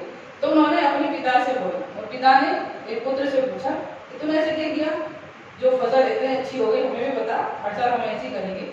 तो उसने फिर सच सच अपने पिता को बता दिया कि मैंने तो सारा ना जो अनाज आपने दिया था मैंने संतों को खिला दिया, मेरे पास कुछ था ही नहीं, अलमंदा रेता बोया था ताकि आपसे रिपीट हो रही, आप फिर मुझे पिटाई करते तो मैं इसे बचने के लिए मैंने रेता उगाया था, बाद में देखा तो इसमें फसल है, ये प्रभु की खिला है, ये प्रभु ने किया क्योंकि मैंने संतों को खिलाया था, तो संतों की कृपा से ये हुआ है कि मेरी फसल इतनी अच्छी हो गई। तो उसके पिता को भी मतलब समझ में आ गया कि सच में ये भक्त है। तो पिता को भी लगा कि अब मुझे अपने पुत्र के मार्ग पे चलना चाहिए। तो फिर पिता ने बोला कि ठीक है, आप मुझे बताओ कि तुम कैसे भक्ति करते हो, माला कैसे करते हो, मुझे भी सिखाओ ताकि मैं भी आगे बढ़ूं, और फिर हम मिलके फिर हम इसको आगे बढ़ाएं। तो उन्होंने अपने पिता को भक्ति सिखाया, उनको सब सिखाया, इसलिए कि पिता को भी पता चल गया कि इसका भाव क्या है। इतने लोग जो संत लोग मिलने आ रहे हैं, तो किस भाव से मिलने आ रहे हैं। तो कहने का मतलब ये है कि भगवान किसी चीज में भी प्रकट हो सकते हैं। एक किसान का बेटे के अंदर भी भगवान प्रकट हो सकते हैं। तो भगवान ऐसे मदद करते हैं। ऐसे एक कथा आती है कि एक जूता बनाने वाले जो थे, उनको किसी ने मतलब कोई चोर था, तो किसी मंदिर से सामान चुरा के लेके भाग रहा था। तो भगवान के मुकुट है, हार है, वो सब तो उसके काम का है, दान पेटी में जो पैसे हैं उसके काम के, लेकिन वो उसमें शालिग्राम भी आ गया। ठीक है, अब वो सोचा कि इस पत्थर का मैं क्या करूंगा, इस पत्थर को लेकर मैं कहाँ जाऊंगा, बाकी तो दुकान को बेच दूंगा, सुनार ले लेगा, पत्थर के क्या करेंगे। तो भागते भागते वो पत्थर शालिग्राम को एक मोती का फेंक दिया। तो मोती ने बोला कि पत्थर तो बड़ा अच्छा है, गोल मटोल सा है, चमकीला सा है, देखने में तो बड़ा अच्छा है, डिजाइन भी है इसमें, चलो मैं इसको रख लेता हूँ, कीट ठोकने के काम आएगी। ठीक है, तो उसने क्या किया, वो कीट ठोकने के लिए शालिग्राम को रख दिया। अब वो शालिग्राम से रोज डेली वो कीट ठोके और ठक ठक बोले। ठीक है, और उसको गीत गोविंद आता था। उड़ीसा में आप चले जाओगे तो हर किसी के मुख पे ना गीत गोविंद रहता है। गीत गोविंद भगवान को बहुत प्रिय है। इसको तो मैं क्लास लूंगी, गीत गोविंद किसने शुरू किया और ये कहाँ से भगवान को कितने प्रिय क्यों है। वो गीत गोविंद गाता था और उस शालिग्राम से वो कीट ठोकता था ठक ठक करके। भगवान को गीत गोविंद बहुत पसंद है। अब भगवान को बड़ा आनंद आने लगा, मोची को वहाँ पे वो ठट्ठा करे और गीत गोविंद सुना। एक दिन घूमते फिरते कोई पंडित बाबा आगे उसकी दुकान पे अपनी चप्पल ठीक करा, तो उनकी नजर पड़ी, अरे तो शालिग्राम में और ये क्या कर रहा है, दुष्ट प्राणी इससे जूते की कीट ठोक रहा है, भगवान से कीट ठोक रहा है, पता ऐसे करना चाहिए। तो उसने उसको जो जूते बना रहा था उसको खूब सुनाया कि तुम्हें अक्ल नहीं है, तुम्हें दिख नहीं रहा के। तो बोलता मैं अनपढ़ हूँ, मुझे क्या पता कि भगवान किस में रहते, मैं तो मूर्ति को जानता हूँ कि भगवान तो मंदिर में रहते, मुझे क्या पता शालिग्राम क्या होता। तो पंडित जी ने बोला कि अरे दोस्त ये शालिग्राम है, इनकी पूजा होती है मंदिर में रख के, और तो इसे कीट होकर जूते चप्पल के ऊपर रख रहा है, पैरों पर रख रहा है, इनको तेरे को नहीं है, ला मुझे दे, मैं तुमको मंदिर में रखूंगा नहला धुला के और इनकी रोज सेवा करूंगा। तो वो डर गया, भैया तो पंडित जी सही बोल रहे हैं, भगवान होंगे ले जाओ, मैं क्या कर सकता हूँ, मुझे तो पता नहीं था, मैंने क्षमा मांग लेना और इनकी खूब पूजा करना। तो पंडित जी अपने घर में ले जाते हैं, खूब नहलाते हैं, पूजा करते हैं। ठीक है, और 1 दिन हो गया, 2 दिन हो गया, पता है जब हम लोग भक्ति करते हैं ना, तो अपने मंदिर में हम जब मूर्ति देखते हैं ना, तो अगर हमारी भक्ति सही है तो लगता है भगवान प्रसन्न है, भगवान का मुख खुला हुआ है, भगवान ऐसा लग रहा है सब मुझे प्रसन्न है। और जब कुछ गड़बड़ होती है ना, तो ऐसा लगता है कि भगवान हमें रोई दे, ऐसे बुझाया ऐसा लगता है। तो पंडित जी को भी लगा कि शादी का नाम होता नहीं रहा, ऐसे लग रहे जैसे दास से हो रहे हैं या कुछ ऐसा। तो एक हफ्ते बाद भगवान सपने में आए। भगवान का मन नहीं लगे, भगवान सपने में आकर कह रहा है दोस्त प्राणी, मुझे तुम हाथी क्यों लेकर आए? मुझे वहाँ ज़्यादा मन लग रहा था। अब वो जो जूते बना रहा था और जो ठक ठक करके जो मुझे गीत गोविंद सुना रहा था, मुझे वो इतना प्रिय था कि तेरा मुझे 56 भोग पसंद नहीं, मुझे तेरा 56 भोग नहीं है, अभी के अभी तू ले जाके मुझे उस दुकान पे रख के आ। अब रात हो रही थी, पंडित को क्या पता, अब वो पंडित सुबह होने का इंतजार करे और सुबह उठते ही वो फटाफट लेके भागा, ठीक है, और उसको देखे उसके चरणों में पड़ेगा कि भगवान मुझसे प्रसन्न नहीं हुए, भगवान आपसे इतने प्रसन्न हो रहे, लो आप इनको अपने पास ही रखो, भगवान ने बोला है कि मुझे वहीं पे छोड़कर आओ। तो फिर आप जैसे कर रहे हो आप वैसे ही करते रहो, भगवान को गीत को भी पसंद है और वो आपका ठक ठक पसंद है, तो वो भगवान को दे दिया। अब जब उसको अक्ल मिल गई तो भगवान को ऐसे थोड़ी ना करेगा कि भगवान है। अब उसके बाद भगवान को उसको मिला, वो उसको वैराग्य जगह और वो भक्त बन गया और सीधा बैठ गया। तो कुछ नहीं कह सकते कि किसकी भक्ति, किसके मन में भक्ति कितनी है, किसके अंदर श्रद्धा कितनी है। हम कोई माप, ये तराजू तो है नहीं कि हम माप ले जी आधा ग्राम इसके अंदर भक्ति है, 2 किलो इसके अंदर भक्ति है, 10 किलो नहीं, भक्ति के कोई माप तो नहीं है, कोई मान्य नहीं। भक्ति भाव की भक्ति और सिर्फ तभी प्रकट होती है जब लोग चले जाते हैं ना, तो बाद में कहानियों के तौर पे हम लोग सुनने को रह जाते हैं कि ये ऐसे भक्त है या वैसे भक्त है, ठीक है। तो ऐसे ही है धन्ना जाट।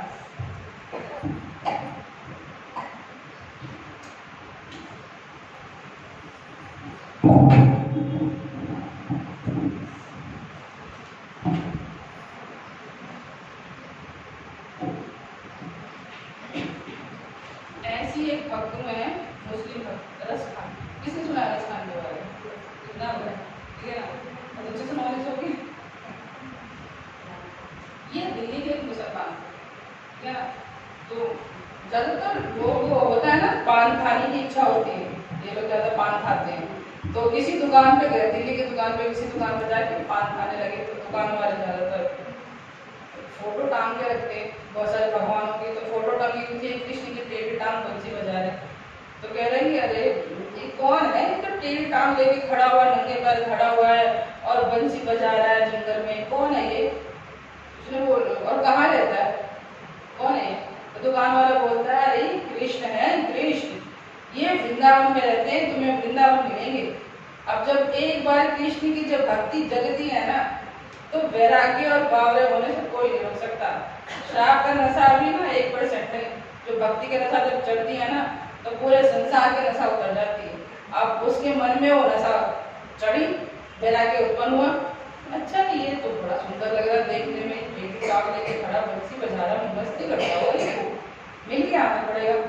वो अपना पान वान फेंका उसने और सीधा लोकल ट्रेन पकड़ी और सीधा वृंदावन। वृंदावन जाके आप घूमने लगा कि भैया वो टेढ़ी टांग वाला, वो बोलते हैं कि कृष्ण नाम है उसका, वो कहाँ मिलेगा? तो रिक्शे वाले होते हैं ना, वो थोड़ा मजे लेते हैं भक्तों से, जब पता चलता ना दिल्ली गए तो बोलते हैं हाँ वो रहते हैं राधा गोविंद में रहते हैं, राधा मदन मोहन में रहते हैं, उनका घर है वहाँ पे वो रहते हैं। तो अच्छा वहाँ रहते हैं, तो वो टोपी टोपी पहन रखी है, अपने कपड़े पहन रखे हैं जो अपना स्टाइल होता है, और वो राधा दामोदर मंदिर में घुस गया। अब वहाँ के पंडितों को पता चला ये कौन घुस आया हमारे मंदिर में टोपी पहन के, भगा भगा इसको। अब उसको उन्होंने पकड़ा और खूब अच्छे से पीटा कि हमारे मंदिर में घुस के कैसे दूषित कर दिया। होता है ना भाई, कैसे जगन्नाथ मंदिर में और जो इस टाइप के लोग हैं हिंदू के अलावा, उनको जाना अलाउ नहीं है, निषेध है वहाँ पे जाना, आप एंट्री नहीं कर सकते। अंग्रेजों के लिए भी नहीं है, लेकिन इस्कॉन में बहुत मतलब विनती करने के बाद, वहाँ पे काफ़ी मीटिंग बैठाने के बाद जो बीबीसी थी उनके प्रयास करने की वजह से अब इस्कॉन में कुछ भक्तों को एंट्री है, अंग्रेज जो है, अदरवाइज जितने भी क्रिश्चियन वगैरह है या जो भी और अदर बिरादरी है उनकी एंट्री नहीं है, हिंदू की नहीं एंट्री है जगन्नाथ मंदिर में। तो जगन्नाथ जी तो वही परंपरा बाकी मंदिरों में भी दिखाई जाती है, कृष्ण के मंदिर में तो वहाँ एंट्री नहीं थी, तो उनको अच्छे से पीट पाट के और ले जाके मंदिर के बाहर फेंक दिया। हमारे मंदिर में कैसे घुस गए बिना हमारी इजाजत के? अब उनके अंदर जो वैराग जगह हुआ कृष्ण से मिलने की, हाय कृष्ण मुझे बस मिलना मिलना है, किसी तो टेढ़ी टांग वाले से तो मुझे मिलना है, वो यहीं रहता है। तो जब उनको पीट के बाहर फेंक दिया तो बेचारे दरवाजे पे बैठे रहे। अब खून बह रहा है, चोट लगी है, इधर से बह रहा है, उधर से बह रहा है, कोई मतलब नहीं, बस मिलना है भगवान से। अब दरवाजे के पास 1 दिन 2 दिन 3 दिन हो गया, अब वो भूखे प्यासे बैठा है यार, कृष्ण कृष्ण कृष्ण कृष्ण करे जा रहा है। अब चोट लगी हुई है तो भगवान है। उनको तो ऐसे मक्खन जो हृदय है ना बहुत पसंद है, मक्खन ही पसंद है। और जिसका हृदय मक्खन जैसा हो जाता है, बिल्कुल कोमल शुद्ध सफेद बिल्कुल सारा, उसके अंदर मैल निकल जाता है, तो कृष्ण को बहुत पसंद है कि झट ले लेते हैं कि यार ये तो मेरे मतलब का है। मक्खन उनको पसंद है, कहीं भी मिल जाए, चोरी करने में तो 1 नंबर है, ठीक है ना, हृदय बहुत अच्छे से चुराते हैं। तो वो कृष्ण को बड़ा मतलब दया आ गई कि मेरा भक्त बन रहा है, तो कृष्ण प्रकट हो गए। कृष्ण प्रकट हो गया और उनके मतलब भाव में उनको दर्शन दिया और उनको वैराग्य इतनी उत्पन्न हुई कि वो वृंदावन में ही रह गए। और उन्होंने इतने सारे काव्य लिख दिए कृष्ण के ऊपर कि आज भी 10 खान की काव्य गाई जाती है, ठीक है ना। तो काव्य मतलब है उसमें इतना रस है कि आजकल भी संत गाते हैं उनके काव्य वगैरह। तो कहने का मतलब है कि कोई इसमें जाति कृष्ण किसी भी जाति पाति का कोई भेद नहीं है, बस भाव शुद्ध होना चाहिए। वो किसी भी जाति में प्रकट हो सकते हैं, ऐसा नहीं है कि सिर्फ हिंदू के भगवान है, ऐसा हिंदू के नहीं है। ऐसे हमारे हरिदास ठाकुर थे, वो भी कास्ट के मुसलमान थे, जात के मुसलमान थे, लेकिन उसके बाद भी इतने शुद्ध भक्त बने, इतने शुद्ध भक्त बने कि शायद हम हिंदू भी सोच नहीं सकते। जब वो भक्त बने और भक्ति करने लगे, प्रचार करने लगे चैतन्य महाप्रभु के साथ में, तो जो उस टाइम का जो मुस्लिम शासक थे उनको बिल्कुल पसंद नहीं आया। उनको ये लगा कि ये मुसलमान हो गया, हमारे नाक कटवा रहा है, ये हिंदू धर्म अपना रहा है, हमारे धर्म को मतलब छोड़ के ये हिंदू धर्म अपना रहा है।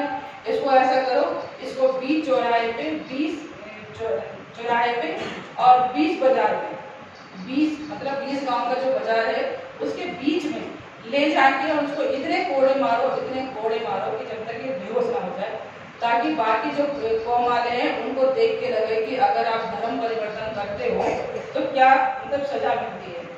तो जो वो थे हरिदास ठाकुर कह रहे हैं कि ठीक है, भगवान ने जो मेरी नियति लिखी है और मैंने गलत किया है कि इससे मैं गया हूँ, तो ठीक है, भगवान की जो इच्छा वो ठीक है, लेकिन मैं धर्म नहीं छोड़ूंगा। क्योंकि एक बार जब चैतन्य महाप्रभु का रस लग जाता है, बोलते ना कि जब एक बार किसी चीज पर सफेद उस पर दाग लग गया तो छूटता नहीं है। तो ऐसे ही जब चैतन्य महाप्रभु का जब उनको रस लग गया, ठीक है ना, हरिदास ठाकुर को, तो वो छुटा ही नहीं छुटा। अब 20 चौराहे पे उनको कोड़ों से मारा जा रहा, मारते, और राजा ने ऐलान कर दिया था कि अगर ये जब तक नहीं मरेगा, अगर ये नहीं मरा तो जितने भी सैनिक है ना उन सबको फांसी पर लटका दिया जाएगा। अब वो सैनिक अपनी जान बचाएं कि उनकी जान बचाएं। अब वो कोड़ों से मारे जा रहे हैं, उसको मारे जा रहे हैं, लेकिन उनको कोई फर्क नहीं पड़ा, आराम से कृष्ण कृष्ण कृष्ण कर रहे हैं। क्या कोड़े पड़े पीठ पे और कृष्ण कृष्ण कर रहे हैं। तो सैनिक भी कर रहे हैं, अरे यार नहीं मरा तो ये राजा हमें मार देगा, कुछ ना कुछ करके तो इसको मारना ही पड़ेगा। तो जब इन्होंने ये बात सुनी हरिदास ठाकुर ने कि मेरी वजह से सैनिकों की जान चली जाएगी, तो उन्होंने क्या किया, एक्टिंग किया, मरने की एक्टिंग की। और उन्होंने ऐसा कर लिया कि उनकी सांस रोक गई, क्योंकि जो पहले के लोग थे उनको कलाई आती थी, आधे आधे सांस रोक ली। तो उन्होंने ऐसा किया कि उन्होंने अपनी सांस रोक ली, तब सांस नहीं चली तो सैनिकों को लगा कि अब ये मर गए। तो उन्होंने क्या किया, ले जाके गंगा जी में फेंक दिया। जब ये मर गया, हम दादा को बोलते कि तुमने गंगा जी में फेंक दिया, ये मर गया, हमारे जान तो बची।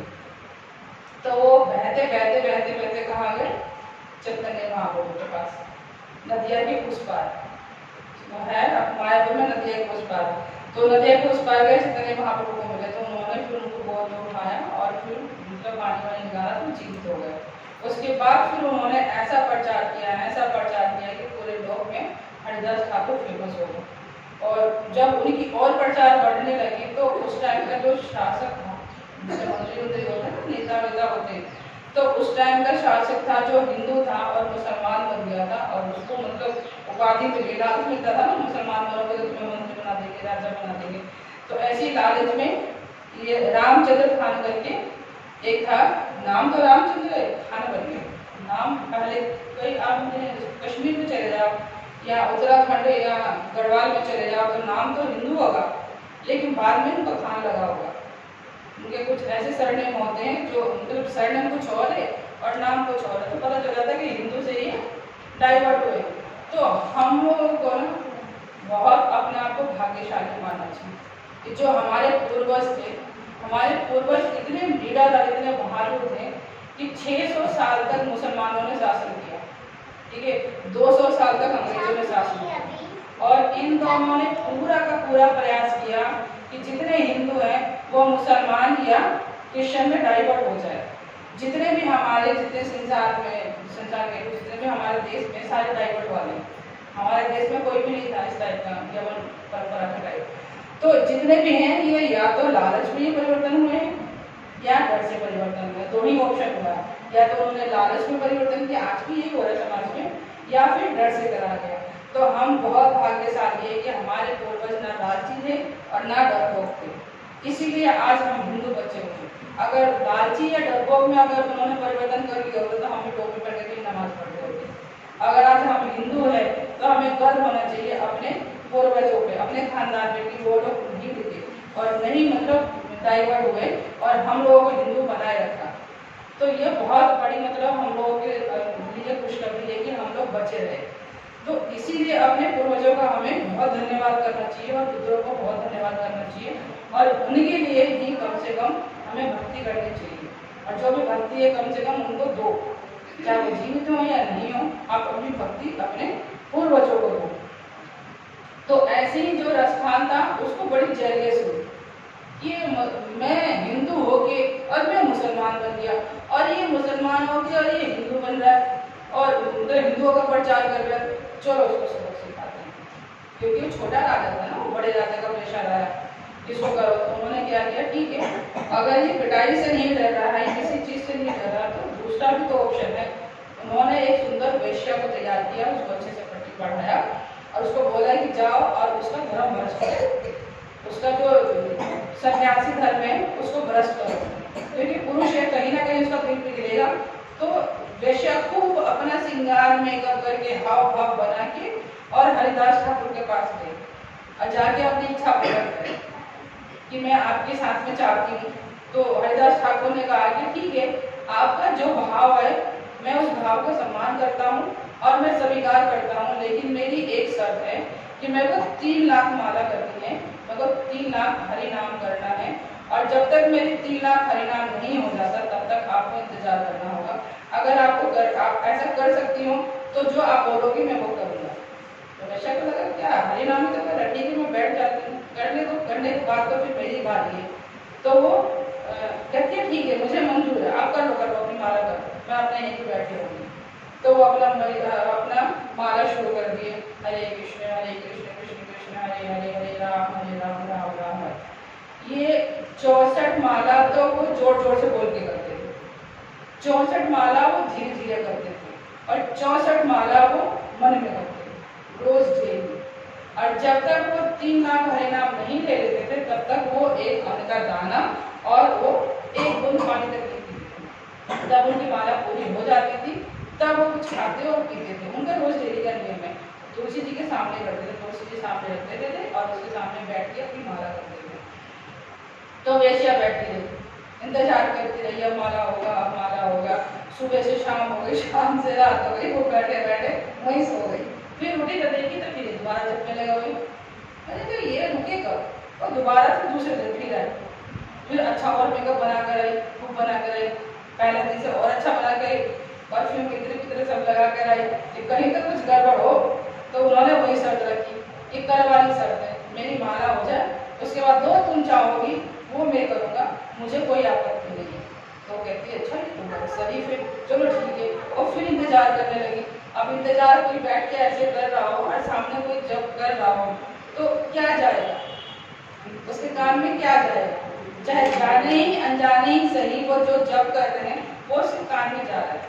तो दूसरे दिन उसको बड़ा रस आने लगा, बोल तो बहुत अच्छा है, हरे कृष्ण बहुत अच्छा है। तो धीरे धीरे वो सुनने लगी और सुनते सुनते क्या हुआ, शाम तक उसके मन में भी चलना शुरू हो गया, हरे कृष्ण जी ने तो वैसे अभी मुझे नहीं करना, और फिर सुबह से शाम, शाम से रात फिर हो गई, और फिर वो बैठे बैठे नहीं सो गई। फिर उसको लगा कि आज में मामला गड़बड़ हो गया, आज तो कुछ गड़बड़ नहीं, बाबा को तो कोई फर्क नहीं पड़ा। अब वो मैंने कहा थोड़ी ना जो विश्वामित्र को खंडित करते भाई वो अप्सरा थी, ठीक है, और ये कलयुग की है वैश्या। अब बाबा जी को तो कोई फर्क पड़ा नहीं।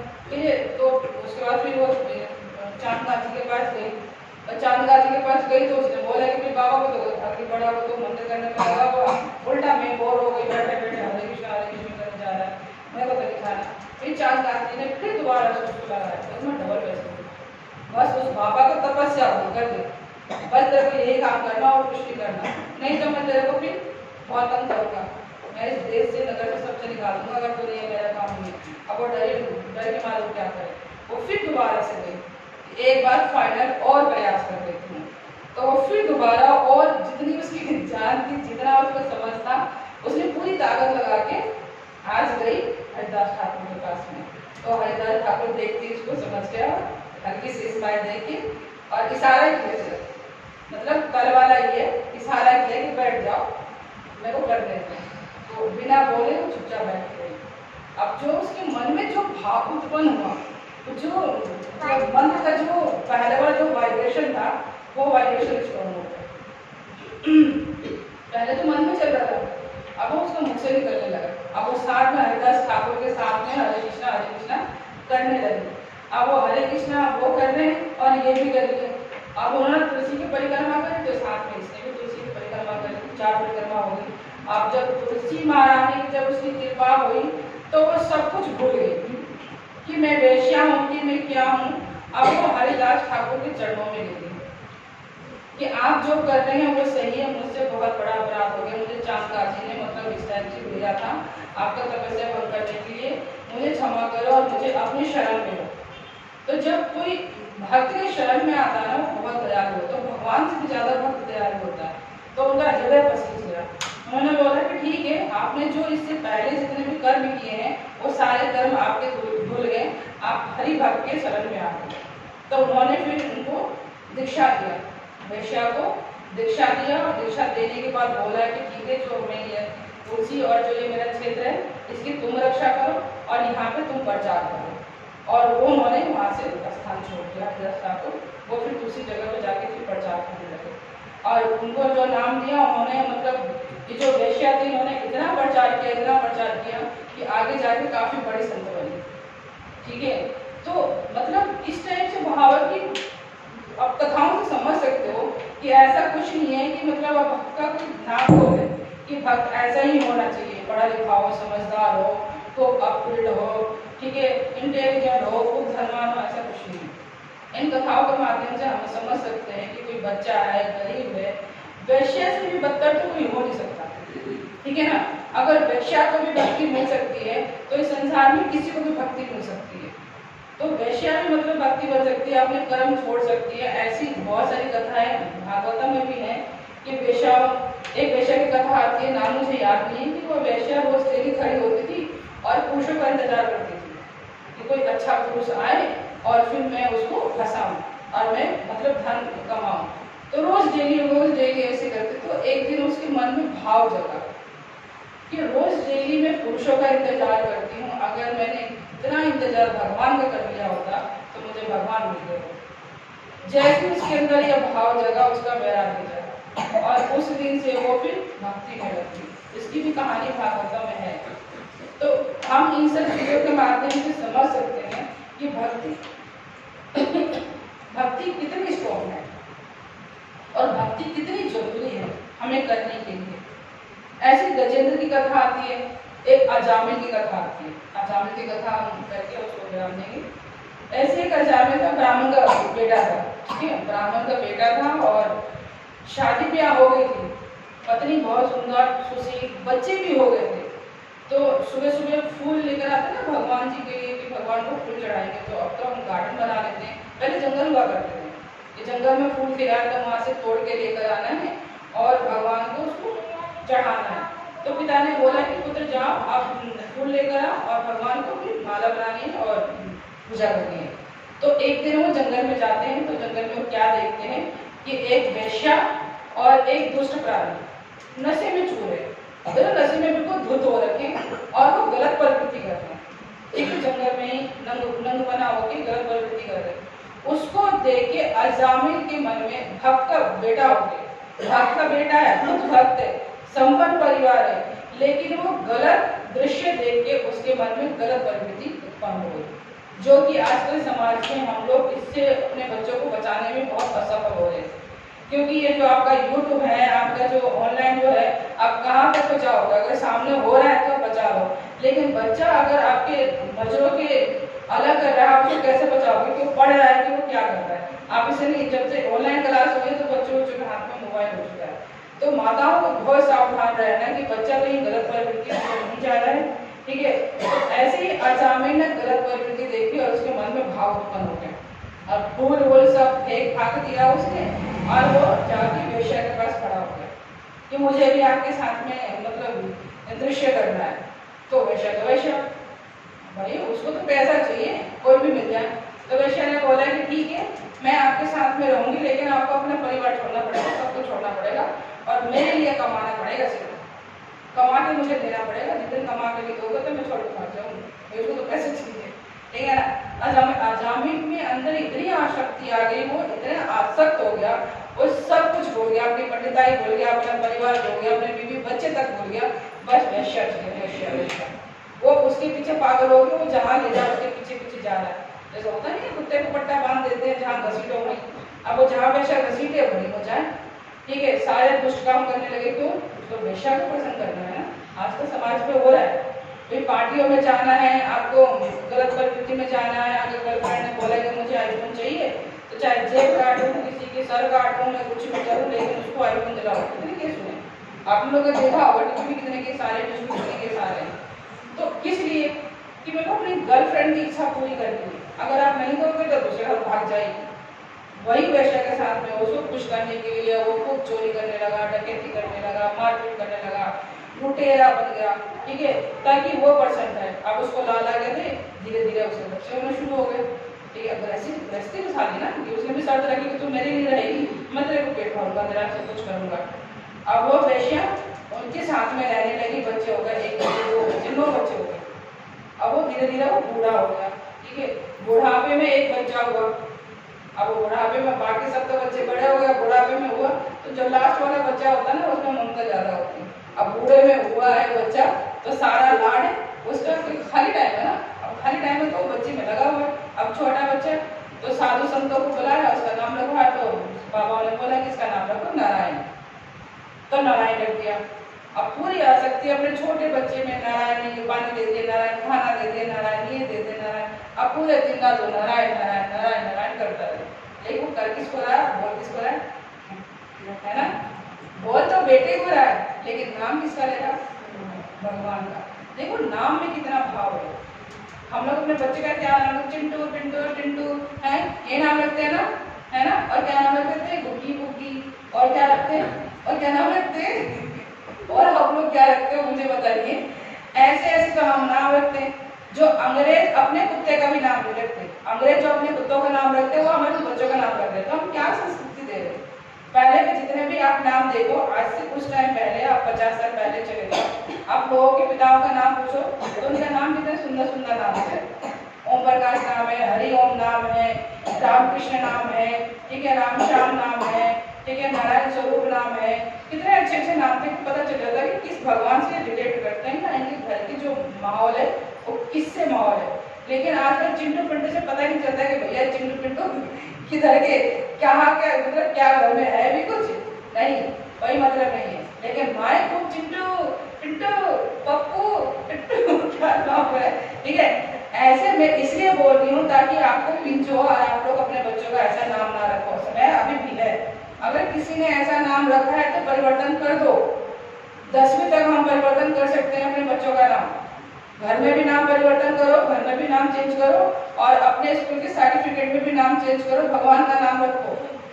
इस कथा से आपको समझ में आएगी कि भगवान के नाम की कितनी महिमा है। गलती से ही सही अगर आप नाम ले लेते हो भगवान का आपके टाइम पे, तो आपको क्या बेनिफिट है? आप नाम स्कूल में भी चेंज कराओ, घर में भी चेंज करो। ऐसे नाम घर में हो तो कृपया करके ना बुलाया जाए। किसी फिल्मी हीरो हीरोइन का नाम रखा जाए, दीपिका रख दो, मोनिका रख दो, मोहिनी रख दो, ठीक है। ये ऐसे नाम का कोई मतलब नहीं है, नाम ऐसा रखो भाई, राधा कृपा रखो, ठीक है, और सीता रखो, मतलब इस पार्वती रखो, पहले के लोग कैसे रखते पार्वती सरस्वती, ठीक है, और जितने भी देवियों का नाम है उनसे नाम रिलेट करके रखो, लक्ष्मी रखते थे, ठीक है।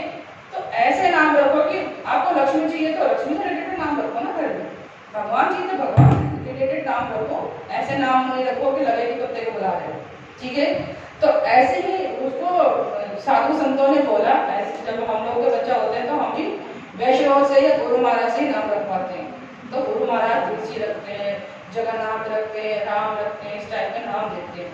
तो सभी संतों ने उनका नाम नारायण रखा। तब आसक्ति जो छोटे बच्चे में है वो नारायण नारायण हर चीज में, अब छोटे बच्चे घर में बोलते हैं ना एक गिलास पानी लाना बेटा, उसका नाम लेके जो भी है उसका नाम, अब बुढ़ापे में वही सहारा लगा रहा। अब आखिरी समय आ गया, आखिरी समय आया तो यमदूत आया। अब जब यमदूत आते हैं तो पूरी जान निकाल देते हैं। अब जब यमदूत आया तो पूरी तरह डर गए। अब सबसे पहले हम किसका नाम लेते हैं घर में, जो हमारा सबसे प्यारा हो, जो हमें बचा सके, ठीक है। तो जैसे यमदूत आए तो वो चिल्लाना शुरू कर दिया, नारायण बचाओ, नारायण बचाओ, नारायण बचाओ।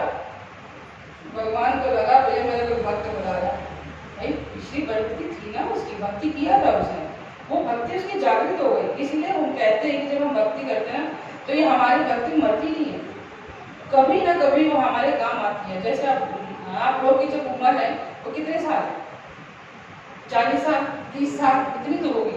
आप लोगों को 40-30 साल में उम्र में भक्ति मिली, इसका मतलब कि आपने 40-30 साल तक भक्ति की, उसके बाद छोड़ दी।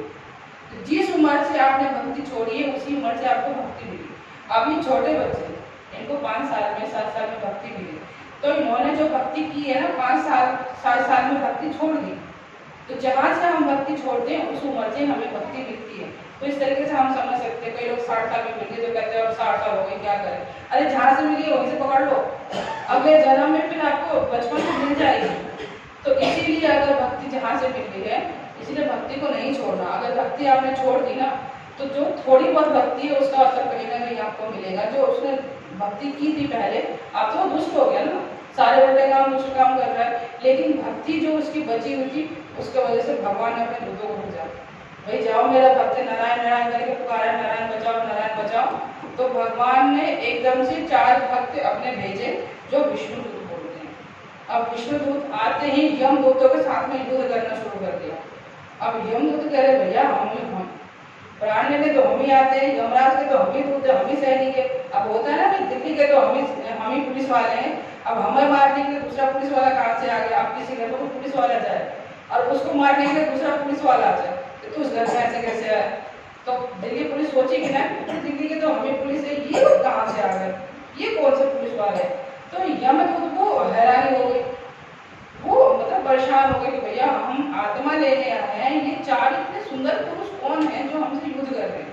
वो हैरान परेशान, वो फटाफट यमराज के भागे, यमराज के भागे पूछने के लिए कि हम तो आपने भेजा कि जाओ उसका प्राण लेकर आओ, हम तो लेने गए, ये 4 आ गए इतने भगवानों की तरह, वो हमसे युद्ध करने लगे और हम तो हार के भागे, आप बताओ हम क्या करें, वो कौन थे।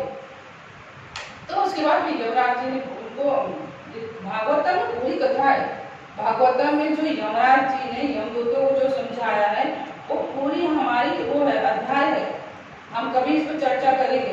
तो यमराज जी ने बोला है कि जो भगवान विष्णु के जो भक्त हैं उनसे कोसों दूर रहना। अगर भगवान विष्णु के भक्त हैं, उन्होंने तिलक लगाया, कंठी पहना है और चंदन का तिलक लगाया है, ये सारे सिंबल्स भगवान के भक्तों के होते हैं। अगर ये है तो दोबारा कभी उनके हाथ मत लगाना और उनसे कोसों दूर रहना, क्योंकि विष्णु दूत आते हैं और तुम लोग की ऐसी तैसी कर देंगे, इससे कभी भी दोबारा विष्णु के भक्तों को मत पकड़ना। इसीलिए बोला जाता है कि विष्णु के भक्त निडर होते हैं, क्योंकि उनको यमराज कभी नहीं लेने आते, उनको विष्णु दूत लेने आते हैं। तो अजामिल की उन्होंने रक्षा करी। तो उसके बाद फिर अजामिल को और थोड़ी जिंदगी मिली, उसके बाद जब यमदूत चले गए तो कुछ साल उसको और मिला, और जब फिर दोबारा से उसके प्राण निकले तो विष्णु दूत आए विमान लेके। जो हम सुनते हैं ना कि राम जी पुष्पक विमान पे गए हैं चढ़ के, पुष्पक विमान ऐसा था कि जितने लोग हैं उतना वो बड़ा हो जाता था, जितने कम लोग हैं उतना कम हो जाता था, और बन मन की गति से चलता था, उसमें पेट्रोल नहीं डालना पड़ता था कि पेट्रोल डालेंगे तो चला नहीं तो आसमान में खत्म, नहीं, मन की गति से चलता था जो रावण के पास बना। ऐसे विष्णुदूत विमान लेकर आते हैं और उनको मन की गति से विष्णु लोग पैदल लेके गए। क्यों लेके गए? क्या उसके अंदर क्या क्वालिटी थी? अजामिल में और पहले की उसकी भक्ति थी। तो इसीलिए कहते हैं कि जब आप भक्ति कर रहे हो ना, तो कोई भी परिस्थिति हो उस परिस्थिति में आपको नहीं छोड़ना। लेकिन कई लोग हैं अपनी भाई थोड़े पुण्य है तो थोड़े पुण्य के लिए भक्ति करें तो छोड़ दी, तो इसीलिए पुण्य बढ़ाना चाहिए। और हम लोगों की जो सेवा मिली है वो यही मिली है कि आप लोगों को मतलब किसी भी माध्यम से जो शास्त्रों में लिखा है उसके अनुसार आप लोगों को भगवान तक पहुँचाना। आपको रास्ता दिखाने का काम है। अब कोई अंधा है उसको समझ नहीं आ रहा तो आपकी आंखें आपको पता है ना कि उसको जाना है रोड क्रॉस करना, तो आप करा दो। नहीं करा रहे हो और उसके साथ में कुछ गलत हो जाता है और आप देख रहे हो तो उसका पूरा का पूरा दोष आप लोगों को लगता है। तो इसीलिए अगर हमारे पास ज्ञान है और समाज में मूर्खता हो गई तो हमारा फर्ज बनता है कि हम कोशिश करें कि वो जागृत हो, प्रयास तो करें। उसकी किस्मत, अब उसको एक्सीडेंट होना ही है और हम उसका हाथ पकड़े तो वो झटका के रहे, मेरे हाथ को पकड़ा मैं अपना खोज करूँगा, उसका अपना है मैं, तो तब छोड़ो, तब आपको प्राप्ति होगी। आपने प्रयास किया और वो नहीं मतलब जा रहा है कि आपकी हेल्प लेना चाहे, छोड़ो। आपकी एंट्री हो गई भगवान जी के रजिस्टर में कि यमदूत नहीं आए, विष्णुदूत आए, ठीक है। तो इन सब कहानियों के माध्यम से हमें क्या समझना है? जितनी हमने आज भक्तों की भक्ति सुनी उससे हमें क्या समझ आया?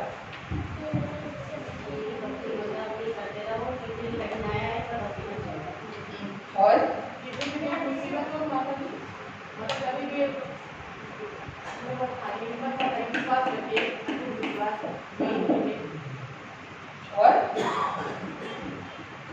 इतनी सारी कहानियों से ये समझ में आया।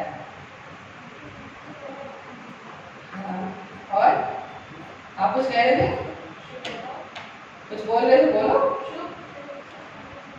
हमेशा हाँ किसी भी परिस्थिति में भक्ति नहीं छोड़नी चाहिए, क्योंकि ये भौतिक संसार है ना, भौतिक संसार में दुख तो आएंगे क्योंकि हम दुखालय में बैठे, ये संसार ही दुखालय।